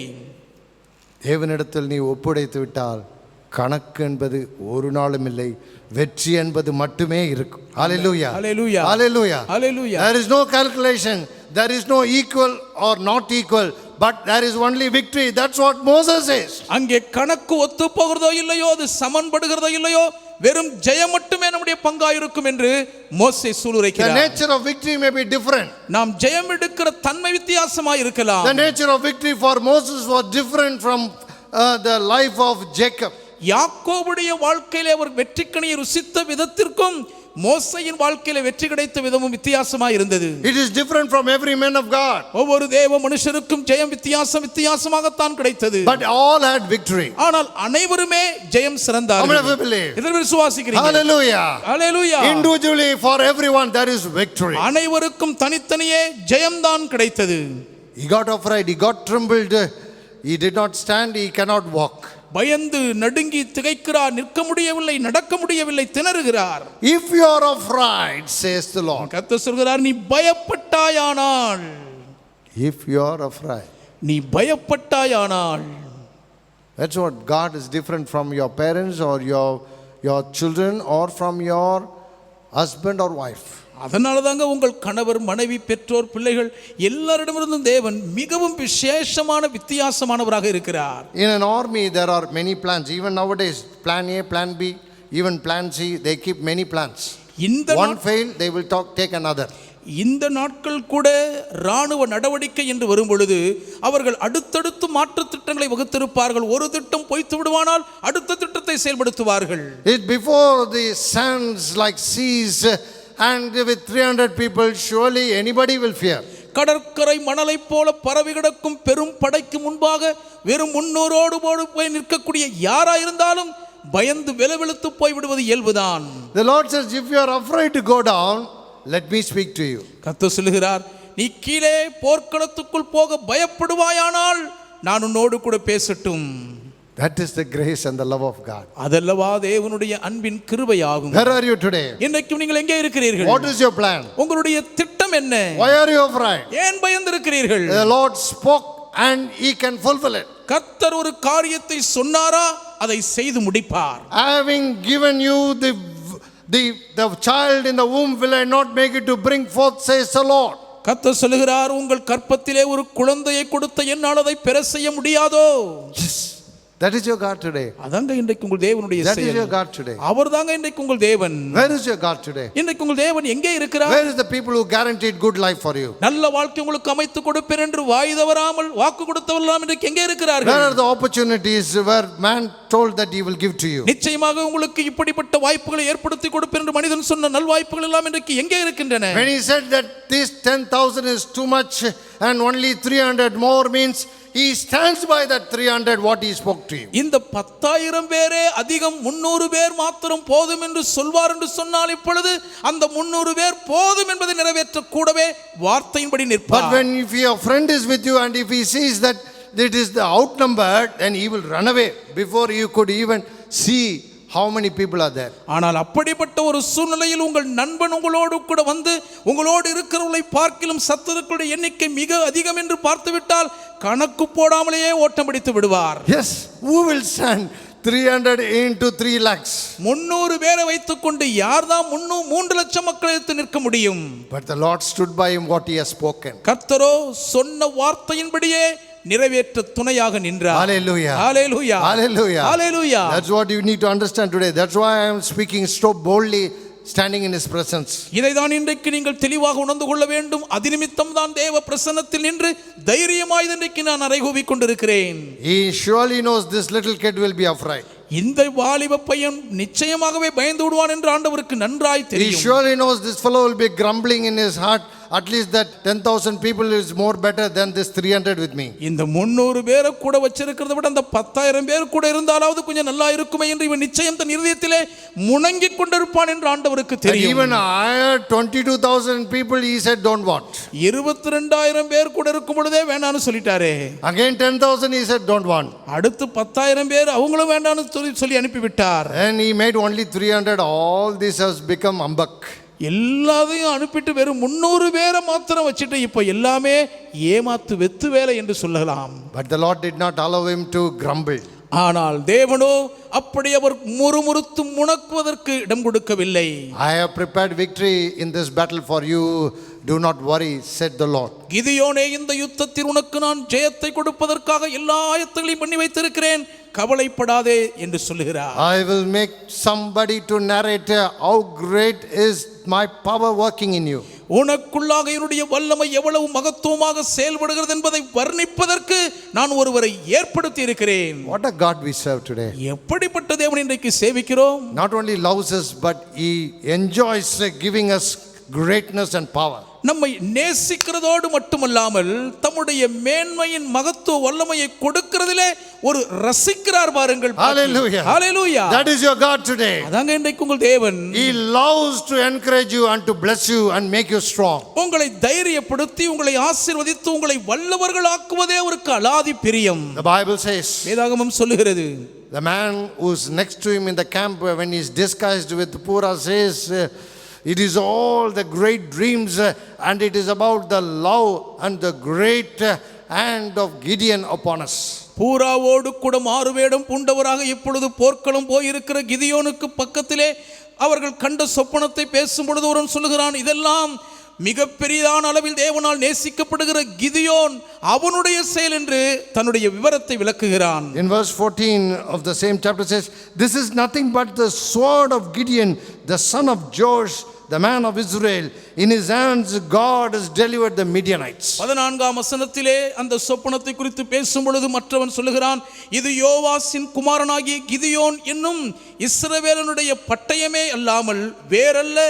தேவன் இந்த மீதியானியரையும் இந்த சேனை அனைத்தையும் அவன் கையிலே ஒப்பு கொடுத்தார் என்றான். Finished, that's all. அதோடு கதை முடிஞ்சது, அவ்வளவுதான். That's all. That comes the end of that victory. அதோடு அந்த வெற்றி ஒரு நிறைவுக்கு வந்து விடுகிறது. My dear brothers and sisters in Christ, கிறிஸ்துவுக்குள் என அன்பானவர்களே, do not be afraid. பயப்படாதீர்கள்.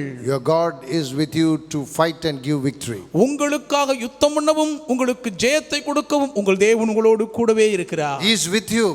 அவர் உங்களோடு கூட இருக்கிறார். He encourages you. அவர் உங்களை தைரியப்படுத்துகிறார். He demands that he can fight for you and he can do great things. அவரால் உங்களுக்காக யுத்தம் பண்ண முடியும், உங்களுக்காக அவர் பெரிய காரியங்களை செய்வார் என்று உங்களிடத்திலே வலியுறுத்தி சொல்லுகிறார். That is your God today. அதாங்க இன்றைக்கு உங்களுடைய தேவன். You may be afraid. நீங்க வேணா பயந்திருக்கலாம். You may be afraid and feel the commandment is going wrong. நீங்கள் பயந்தவர்களாக என்ன கட்டளை தவறாய் போகிறது என்று கூட யோசித்துக் கொண்டிருக்கலாம். But God's calculations and arithmetic is never wrong. ஆனால் தேவன் போட்டிருக்கும் கணக்குகள் ஒருபோதும் தவறாய் போய்த்து போகாது. How many of you believe? எத்தனை பேர் விசுவாசிக்கிறீங்க? Hallelujah. Hallelujah. Your calculations may go wrong. உங்க கணக்கு வேணும்னா தவறாய் போய்த்து போகலாம். Your judgments of the years and your judgment of your financial difficulties may go wrong. ஆண்டுகளை குறித்த உங்கள் பண கஷ்டத்தின் நெருக்கடிகளை குறித்து நீங்கள் நிதானித்து வகுத்த உங்கள் கணக்குகள் வேண்டுமானால் பொய்த்து தவறாய் போகலாம். But his calculations upon your life for good will never go wrong. ஆனால் உங்கள் வாழ்க்கைக்கு நன்மை செய்ய வேண்டும் என்று தேவன் வைத்திருக்கும் கணக்குகள் ஒருபோதும் தவறாய் போகாது. My dear brothers and sisters in Christ, கிறிஸ்துவுக்குள் அன்பானவர்களே, a man who loved God is Hezekiah தேவனை அதிகமாய் நேசித்த ஒரு மனிதர்தான் எசேக்கியா. and told his people, do not worry, your God will give you the victory. நீங்கள் கவலைப்பட்டு பயப்பட வேண்டாம், உங்கள் தேவன் உங்களுக்கு ஜெயத்தை கொடுப்பார் என்று தன் ஜனங்களை தைரியப்படுத்தினார். And they were very much bold to see that God-fearing Hezekiah's words is as like the words of the Lord. தேவனுக்கு பயப்படுகிற எசேக்கியாவின் வார்த்தைகள் கர்த்தருடைய வார்த்தைகளைப் போலவே மிகவும் நன்மை செய்யக்கூடியது என்று ஜனங்களும் அதை செயல்படுத்துவதை காண தைரியத்தோடு காத்திருந்தார்கள். But the enemy's words are distracting and it is fearful. ஆனால் எதிராளியினுடைய வக்கணையான வார்த்தைகளோ அது பயமுறுத்தக்கூடியவைகளாக, கவனத்தை சிதறடிக்கக்கூடிய அச்சுறுத்தலாக சீறின. As he has taken over the land of Samaria, Samariya தேசத்தை அவன் முற்றுகை போட்டு கைப்பற்றியதனால், then he has come to the city of Jerusalem.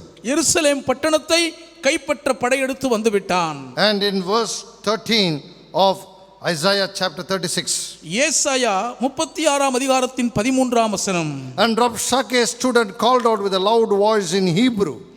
ரப்சாக்கே நின்று கொண்டு யூத பாஷையிலே உரத்த சத்தமாய் பேசுகிறான். Satan sometimes speaks in the same language like the Lord speaks. சாத்தானும் சில வேளைகளிலே கர்த்தர் பேசுகிற அதே பாஷையில் அதே துணியில் பேசுவான். He is not a Hebrew but speaks in an Hebrew language. இவன் எபிரேயன் அல்ல, ஆனால் எபிரேய பாஷையில் பேசுகிறான். An Assyrian speaks in Hebrew. ஒரு அசீரியன் எபிரேய மொழியை பேசுகிறான். Hear the words of the king of Assyria. அசீரியா ராஜாவாகிய மகாராஜாவுடைய வார்த்தைகளை கேளும். Do not believe your king Hezekiah because he deceives you. உங்கள் ராஜாவாகிய எசேக்கியா உங்களை வஞ்சிக்கிறபடியினால் அவன் வார்த்தைகளுக்கு செவி கொடுக்காதீர்கள். For he will not be of any nature to deliver you from my hands. என்னானாலும் என் கையிலிருந்து அவனால் உங்களை தப்புவிக்கவே முடியாது என்கிறான். The people were thinking what it is, whether to hear Hezekiah or whether to hear Rabshakeh. எசேக்கியாவின் வார்த்தைகளுக்கு செவி கொடுப்பதா, இல்லாவிட்டால் இவ்வளவு வீர சூளுரைக்குற இந்த ரப்சாக்கேயின் வார்த்தைகளை கேட்பதா என்று மக்கள் தெரியாமல் திணறிக் கொண்டிருக்கிறார்கள். That is life many a times. பல நேரம் வாழ்க்கை இப்படிதான் இருக்கும். Halting between two opinions. இரண்டு அபிப்பிராயங்களுக்கு இடையே நம்மை குந்தி தாவ வைத்து விடும்.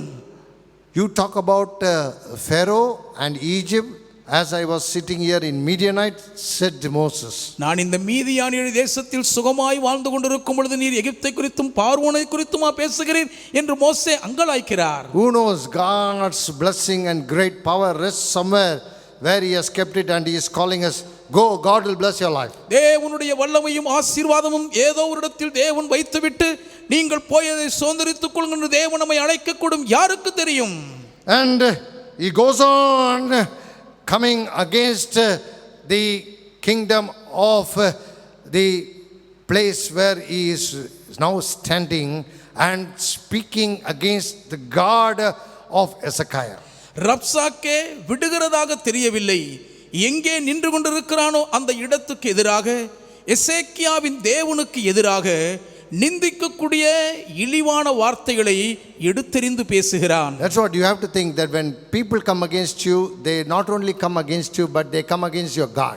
எப்பொழுதுமே மக்கள் உங்களை எதிர்த்து வரும்பொழுது உங்களுக்கு எதிராக செயல்படுவது மட்டுமல்லாமல் உங்கள் தேவனுக்கு விரோதமாகவும் கொக்கரிப்பார்கள், அதை அறிந்து கொள்ள வேண்டும். Verse 18 he says, Hezekiah says, the Lord will deliver us, but none of the nations can stand before us. 18ஆம் வசனத்தில் சொல்கிறான், கர்த்தர் நம்மை தப்புவிப்பார் என்று எசேக்கியா உங்களுக்கு போதனை செய்வ இடம் கொடுக்காதீர்கள், ஏனென்றால் இதற்கு முன்பு நாங்கள் படையெடுத்து போன எந்த தேசத்தின் தெய்வங்களும் அவர்களுக்கு கை கொடுத்து உதவவில்லை. Today I am standing out of the borders and the gates of Jerusalem, and nobody can stop me, I will come in, says the Rabsake. இன்றைக்கும் நான் எருசலேமின் எல்லைகளில் வாசல்கள் நின்று உங்களோடு கூட இந்த சூளுரையை பேசிக் கொண்டிருக்கிறேன், இதுவரை என்னை தடுப்பார் ஒருவரும் எழும்பவில்லை என்று ரப்சாக்கே மார்தட்டுகிறான். But the people did not reply because of Hezekiah's command, and because of God of Hezekiah they know very well. எசேக்கியாவின் கட்டளை நிமித்தமும் எசேக்கியாவின் தேவனை மக்கள் நன்றாக அறிந்திருந்தவர்களாய் இருந்தபடியினாலும் ரப்சாக்கேக்கு ஒரு வார்த்தை கூட அவர்கள் பதில் சொல்லவில்லை. And it was given into the ears of Hezekiah that he is trying to turn the people against him. எல்லா தேசத்து ஜனங்களையும் எசேக்கியாவுக்கு எதிராக கலகம் பண்ணவன் திருப்பிவிட பார்க்கிறான் என்ற செய்தி எசேக்கியாவின் செவிகளில் விழுந்தது. Hezekiah tore his clothes, எசேக்கியா தன் வஸ்திரங்களை கிழித்து கொண்டார், ran towards the temple in Jerusalem, எருசலேமில் இருந்த தேவாலயத்தை நோக்கி ஓடினார், and sends a word to Isaiah the great prophet. மகா பெரிய தீர்க்கதரிசி ஏசாயாவுக்கு உடனே செய்தி அனுப்பினார். In verse 3 of chapter 37 of Isaiah, ஏசாயா 37ஆம் அதிகாரத்தின் 3ஆம் வசனம், and said, this day is a day of trouble and rebuke and blasphemy, for the children have come to birth, but there is no strength to bring forth. இந்த நாள் நெருக்கமும் கண்டிதமும் தூஷணமும் அனுபவிக்கிற நாள், பிள்ளை பேரு நோக்கி இருக்கிறது, பெறவோ பலன் இல்லை. A man distressed in heart stands before Rabsake like Gideon stood and gazed at a locust like great army. அன்றைக்கு வெட்டுக்கிளிகளைப் போல பரவி படுத்து கிடந்த பெரும் சேனைக்கு முன்பாக விழிப்பிதுங்கி கிதியோன் நின்றது போல் இன்றைக்கு இங்கே எசேக்கியா ரப்சாக்கேக்கு முன்பாக மிகவும் மிரண்டு போனவராக இருதயத்திலே திகில் பிடிக்கக்கூடியவராக நின்று கொண்டிருக்கிறார். The Lord spoke immediately to Isaiah.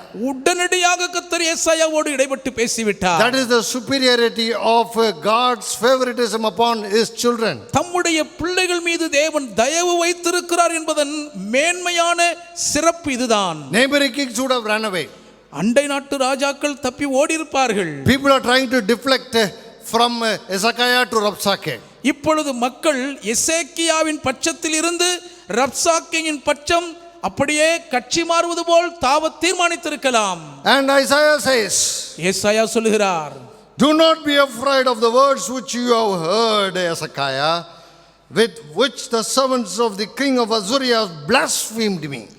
ஜீவனுள்ள தேவனை நிந்திக்கும்படி அசீரியா ராஜாவாகிய தன் ஆண்டவனால் அனுப்பப்பட்ட ரப்சாக்கே சொன்ன வார்த்தைகளை குறித்து நீர் பயப்பட வேண்டாம். The words that what Moses told Joshua. மோசே யோசுவாவிடம் சொன்னது போன்ற வார்த்தைகள். It is not for you to be afraid. நீ பயப்படவே கூடாது. For your God will be with you. ஏனென்றால் உன் தேவன் உன்னோடு கூட இருக்கிறார். And he says that I will send a spirit, and he shall hear a rumor and return to his country and fall by his own sword. இதோ அவன் ஒரு செய்தியை கேட்டு தன் தேசத்துக்கு திரும்புவதற்கான ஆவியை நான் அவனுக்குள் அனுப்பி அவனை அவன் தேசத்தில் பட்டயத்தால் விழப்பண்ணுவேன் என்றார். In his own land he will die. அவன் சொந்த தேசத்திலேயே பலியாவான். It happened, my dear friends. அப்படியே நடந்தது அன்பானவர்களே. My dear brothers and sisters in Christ. கிறிஸ்துவுக்குள் எனக்கு அன்பானவர்களே, it is not time to fear, says Moses. இது பயப்படுவதற்கான நேரம் இல்லை, ஆகவே பயப்படாதீர்கள் என்று மோசே சொல்கிறார். But it is for you that God will be with you to fight and give the victory. ஆனால் உங்களோடு கூட இருந்து யுத்தம் பண்ணி உங்களுக்கு ஜெயத்தை கொடுப்பதற்காக இந்த நேரம் தேவன் இருக்கிறார் என்கிறார். That is the power of God. அதாங்க தேவனுடைய வல்லமை. Whether it is David or whether it is Moses or whether it is Joshua or Hezekiah or Jacob, God does everything fully. அது தாவீதா இருந்தாலும், மோசேயா இருந்தாலும், யோசுவா இருந்தாலும், அது யாக்கோபா இருந்தாலும், எங்கே தேவன் எல்லாவற்றையும் முழு நிறைவோடு கூட செய்து முடிக்கிறார். For you must not fear them. நீ அவர்களுக்கு பயப்படாயாக. For the Lord himself will be with you to fight for you. ஏனென்றால் கர்த்தர் தாமே உன்னோடு கூட இருந்து உனக்காக யுத்தம் பண்ணுவார். My dear brothers and sisters in Christ. கிறிஸ்துவுக்குள் அன்பானவர்களே, God's power will fall upon you for good. நன்மைக்கு ஏதுவாக தேவ வல்லமை உங்களை ஆட்கொள்ளும். And he will sustain you and bless your life. அவர் உங்களை ஆதரித்து உங்கள் வாழ்வை ஆசீர்வாதமாக தாங்குவார். God who loved the little boy Gideon, God who loved the 80-year-old Moses, the God who loved Joshua, the son of Nun, the God who loved Hezekiah and gave great words through Isaiah. இளம் வாலிபனாகிய கிதியோனை நேசித்தவர், 80 வயது மோசேயை நேசித்தவர், வாலிப யோசுவாவை நேசித்தவர், எசேக்கியா ராஜாவை நேசித்தவர், இன்றைக்கு மிகப்பெரிய வார்த்தைகளை அவர்களுக்கு நன்மைக்கு ஏதுவாக கொடுத்தவரை தைரியப்படுத்தினதை பார்த்தோம். The tent dweller Jacob got his best of his blessings from the Lord. கூடாரவாசியாய் வாழ்ந்த யாக்கோபு கர்த்தரிடமிருந்து தன்னுடைய உச்சிதமான ஆசீர்வாதத்தின் சிறந்த மேன்மையை பெற்றார். It is not for you to fear, Joshua, for the Lord will do everything for you. யோசுவாவே, நீ பயப்பட வேண்டிய அவசியமே இல்லை, கர்த்தரே உன்னோடு இருந்து உனக்காக எல்லாவற்றையும் May God செய்வார். bless you with these words. இந்த வார்த்தைகளால் கர்த்தர் உங்களை ஆசீர்வதிப்பாராக. Let us close our eyes. கண்களை மூடிக்கொள்வோம். Look unto God. கர்த்தரை நோக்கி பார்ப்போம். உன்னத தேவன் உன்னுடன் இருக்க உள்ளமே கலங்காதே. அவர் வல்லவர், அவர் நல்லவர், அற்புதங்கள் நிறைந்தவர் அவர். Whether it is Moses, whether it is Joshua, or whether it is Hezekiah or Gideon, all the same, God made them, exalted them, blessed them, raised them up to a great level of great favor. அது மோசேயா இருந்தாலும் சரி, யோசுவாவா இருந்த போதிலும், அது எசேக்கியாவா இருந்த போதும், கிதியோனா இருந்த போதும், தேவன் அனைவரோடும் கூட இருந்து அவர்களை சரிசமமாக சந்தித்தார், ஆசீர்வதித்தார். நினைத்து பார்க்க முடியாத உச்சந்தொடும் சிகரத்திலே உயர்த்தி வைத்து அழகு பார்த்தார். Jacob became Israel by God's great power. தேவனுடைய மகத்துவமான வல்லமையினால் யாக்கோபு இஸ்ரவேல் ஆனார். And for that he made great things in his life. அதற்காகவே அவருடைய வாழ்க்கையில் அவர் பெரிய பெரிய காரியங்களை செய்தார். That is the surety of God's great power with us. நம்மோடு இருக்கும் தேவனுடைய மகத்துவமான வல்லமை நமக்கு கொடுக்கும் நிச்சயமான உறுதிப்பாடு இதுதான். Battles are made not for many, but battles are made for only for one person like Gideon, one person like Hezekiah, one person like Moses, one person like Joshua. அநேகரை தாக்க வேண்டும் என்பதற்காக யுத்தங்கள் வகுக்கப்படுகிறதில்லை. ஆனால் மோசே, யோசுவா, எசேக்கியா என்கிற ஒவ்வொரு தனிநபர்களை மேன்மையானவர்களாக உருவாக்க வேண்டும் என்பதற்காகவே யுத்தங்கள் வகுக்கப்படுகின்றன. And God does it. தேவனே அதை செய்கிறார். God does it for the little boy, and he became great, and the people said it is the sword of Gideon. அந்த சிறு வாலிபனுக்காக தேவன் அதை செய்தார். எல்லாருக்கும் முன்பாக தேவன் அவரை மேன்மைப்படுத்தும்படி செயல்பட்டதை அவர் கண்டார். இது கிதியோனுடைய பட்டயம் என்று ஜனங்கள் ஆர்ப்பரித்தார்கள். God's sword is Gideon's sword. கர்த்தருடைய பட்டயமே கிதியோனின் பட்டயம் என்று முழங்கினார்கள். That is the power of God. அதாங்க தேவனுடைய வல்லமை. Even today, இன்றைக்கும் கூட the Lord has told me that many are praying even while you are hearing my message. என் செய்தியை கேட்டுக்கொண்டிருக்கும் பொழுதே அநேகர் ஜெபித்துக் கொண்டிருக்கிறீர்கள் என்பதை கர்த்தர் எனக்கு வெளிப்படுத்தினார். And everyone is different from the other in requests. ஒவ்வொருவருடைய வேண்டுதலும் மற்றவருடைய வேண்டுதலிலிருந்து வித்தியாசமான வேறுபட்டதாக இருக்கிறது என்றார். And the Lord says it is all nothing for me. உங்களுடைய எல்லா வேண்டுதல்களும் எனக்கு ஒரு பெரிய விஷயமே இல்லை என்று தேவன் தெளிவுபடுத்தினார். I know how to do Gideon, I know how to do to Hezekiah, I know how to do to Moses, I know how to do to Joshua, and I know how to do for Jacob into Israel. கிதியோனுக்கு வேண்டியதை எப்படி செய்ய வேண்டும் என்பதை அறிந்திருந்தேன். மோசேக்கு வேண்டியதை எப்படி செய்ய வேண்டும் என்று அறிந்திருந்தேன்.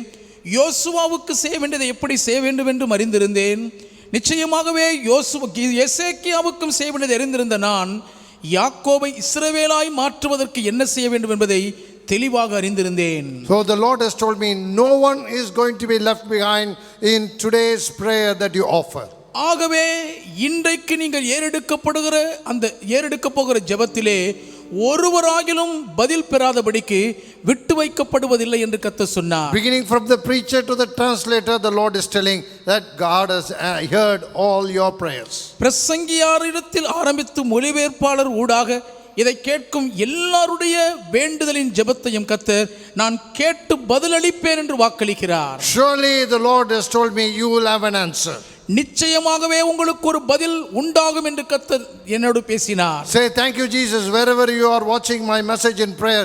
Say just thank you Jesus, thank you Jesus. எங்கிருந்தெல்லாம் என் செய்தியை கேட்டு ஜெபத்தில் நீங்கள் தரித்திருந்தாலும் இயேசுவே உமக்கு நன்றி, இதற்காக உமக்கு நன்றி என்று சொல்லுங்கள். Mothers, God has respected your prayers for your children. தாய்மார்களே, உங்கள் பிள்ளைகளுக்காக நீங்கள் ஏறெடுத்த உங்கள் ஜெபத்தை தேவன் மிகவும் அதிகமாக கனம் பண்ணி இருக்கிறார். Fathers, God has heard the prayers for your providence towards your family. தகப்பன்மார்களே, உங்கள் குடும்பத்தை ஆதரிக்க வேண்டும் என்பதற்காக நீங்கள் ஏறெடுத்த உங்கள் விண்ணப்பத்தை தேவன் கேட்டிருக்கிறார். Sons and daughters, God knows how to lead you like Gideon. மகன்மார்களே, மகள்மார்களே, உங்களை எப்படி கிதியோனை போல நடத்த வேண்டும் என்று தேவன் அறிந்திருக்கிறார். He knows how to protect Jacob and how to bless him like a man of a great stature. So shall it be, says the Lord. யாக்கோபாக வரும்பொழுது எப்படி அவரை பாதுகாக்க வேண்டும், மிகப்பெரிய கணம் பொருந்திய 2 பரிவாரங்களுடைய மனிதராக அவரை மாற்றி ஆசீர்வதிக்க வேண்டும் என்று நான் எப்படி அறிந்திருந்தனோ அப்படியே உங்களுக்கும் ஆகும் என்று கர்த்தர் சொல்கிறார். The Lord is showing me there are hundreds of gifts that is stored up in heaven for today,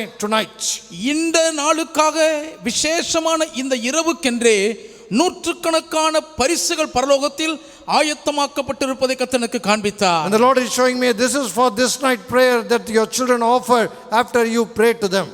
இன்று இரவு உம்முடைய ஜனங்களுக்காக நீர் ஜெபித்த பின்பு உம்முடைய ஜனங்கள் ஏறெடுக்க போகிற ஜெபத்திற்கு பதிலாகவே இந்த பரிசுகள் ஆயத்தமாக்கப்பட்டிருக்கின்றன என்று கர்த்தர் சொல்கிறார். Thank you Jesus.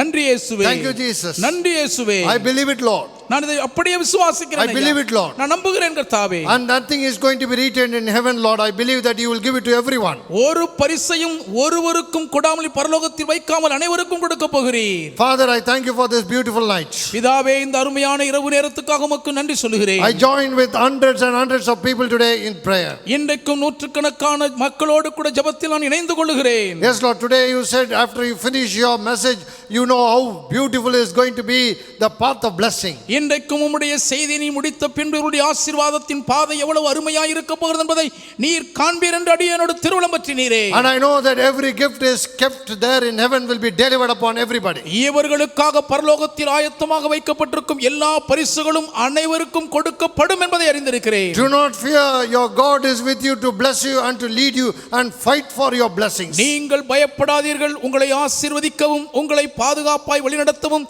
உங்கள் ஆசீர்வாதங்களை பெற்றுக் கொடுக்க உங்களுக்காக யுத்தம் பண்ணவும் உங்கள் தேவன் உங்களோடு கூடவே இருக்கிறார். Thank you for this great promise. இந்த மகத்தான வாக்குக்காக நன்றி கர்த்தாவே. Bless individually and bless them as family. தனித்தனியையும் ஆசீர்வதியும், குடும்பமாகவும் ஆசீர்வதியும். Heal everybody who are sick to receive your blessing. வியாதியோடு இருக்கிற ஒவ்வொருவரும் உம்முடைய ஆசீர்வாதங்களை பெற்றுக்கொள்ளத்தக்கதாய் அவர்களை குணமாக்குவீராக. Thank you for all that you have done. நீர் செய்த எல்லா பாக்கியங்களுக்காக நன்றி தகப்பனே. I pray for those who are with me Lord. என்னோடு கூட இருப்போருக்காக ஜெபிக்கிறேன். Let them receive it in the first fold of every blessing. எல்லா ஆசீர்வாதத்தின் முதல் தரமான உச்சிதங்களை முதல் பங்காய் பெற்றுக் கொள்வார்களாக. And then you reach out to the end of this earth wherever they are watching and believing upon the message and prayer. முதல் பங்காய் இதை பெற்றுக்கொண்ட பின்பு இந்த செய்தியை பூமியின் கடையாந்தரங்கள் மட்டுமாய் கேட்டு இப்பொழுது விசுவாசத்தோடு நோக்கி ஜெபிக்கிற அனைவருக்கும் பங்குகளை வாங்கி கொடுப்பீராக. Thank you for you are going to deliver it very quickly. அதி சீக்கிரத்தில் எல்லா பாக்கியங்களையும் நீ அள்ளி கொடுக்க போகிறதற்காக நன்றி அப்பா. In Jesus most blessed honorable name I pray. மகா கணம் பொருந்தி ஆசீர்வதிக்கப்பட்ட இயேசுவின் திருநாமத்தில் வேண்டி ஜெபிக்கிறேன் பிதாவே. Amen. ஆமென்.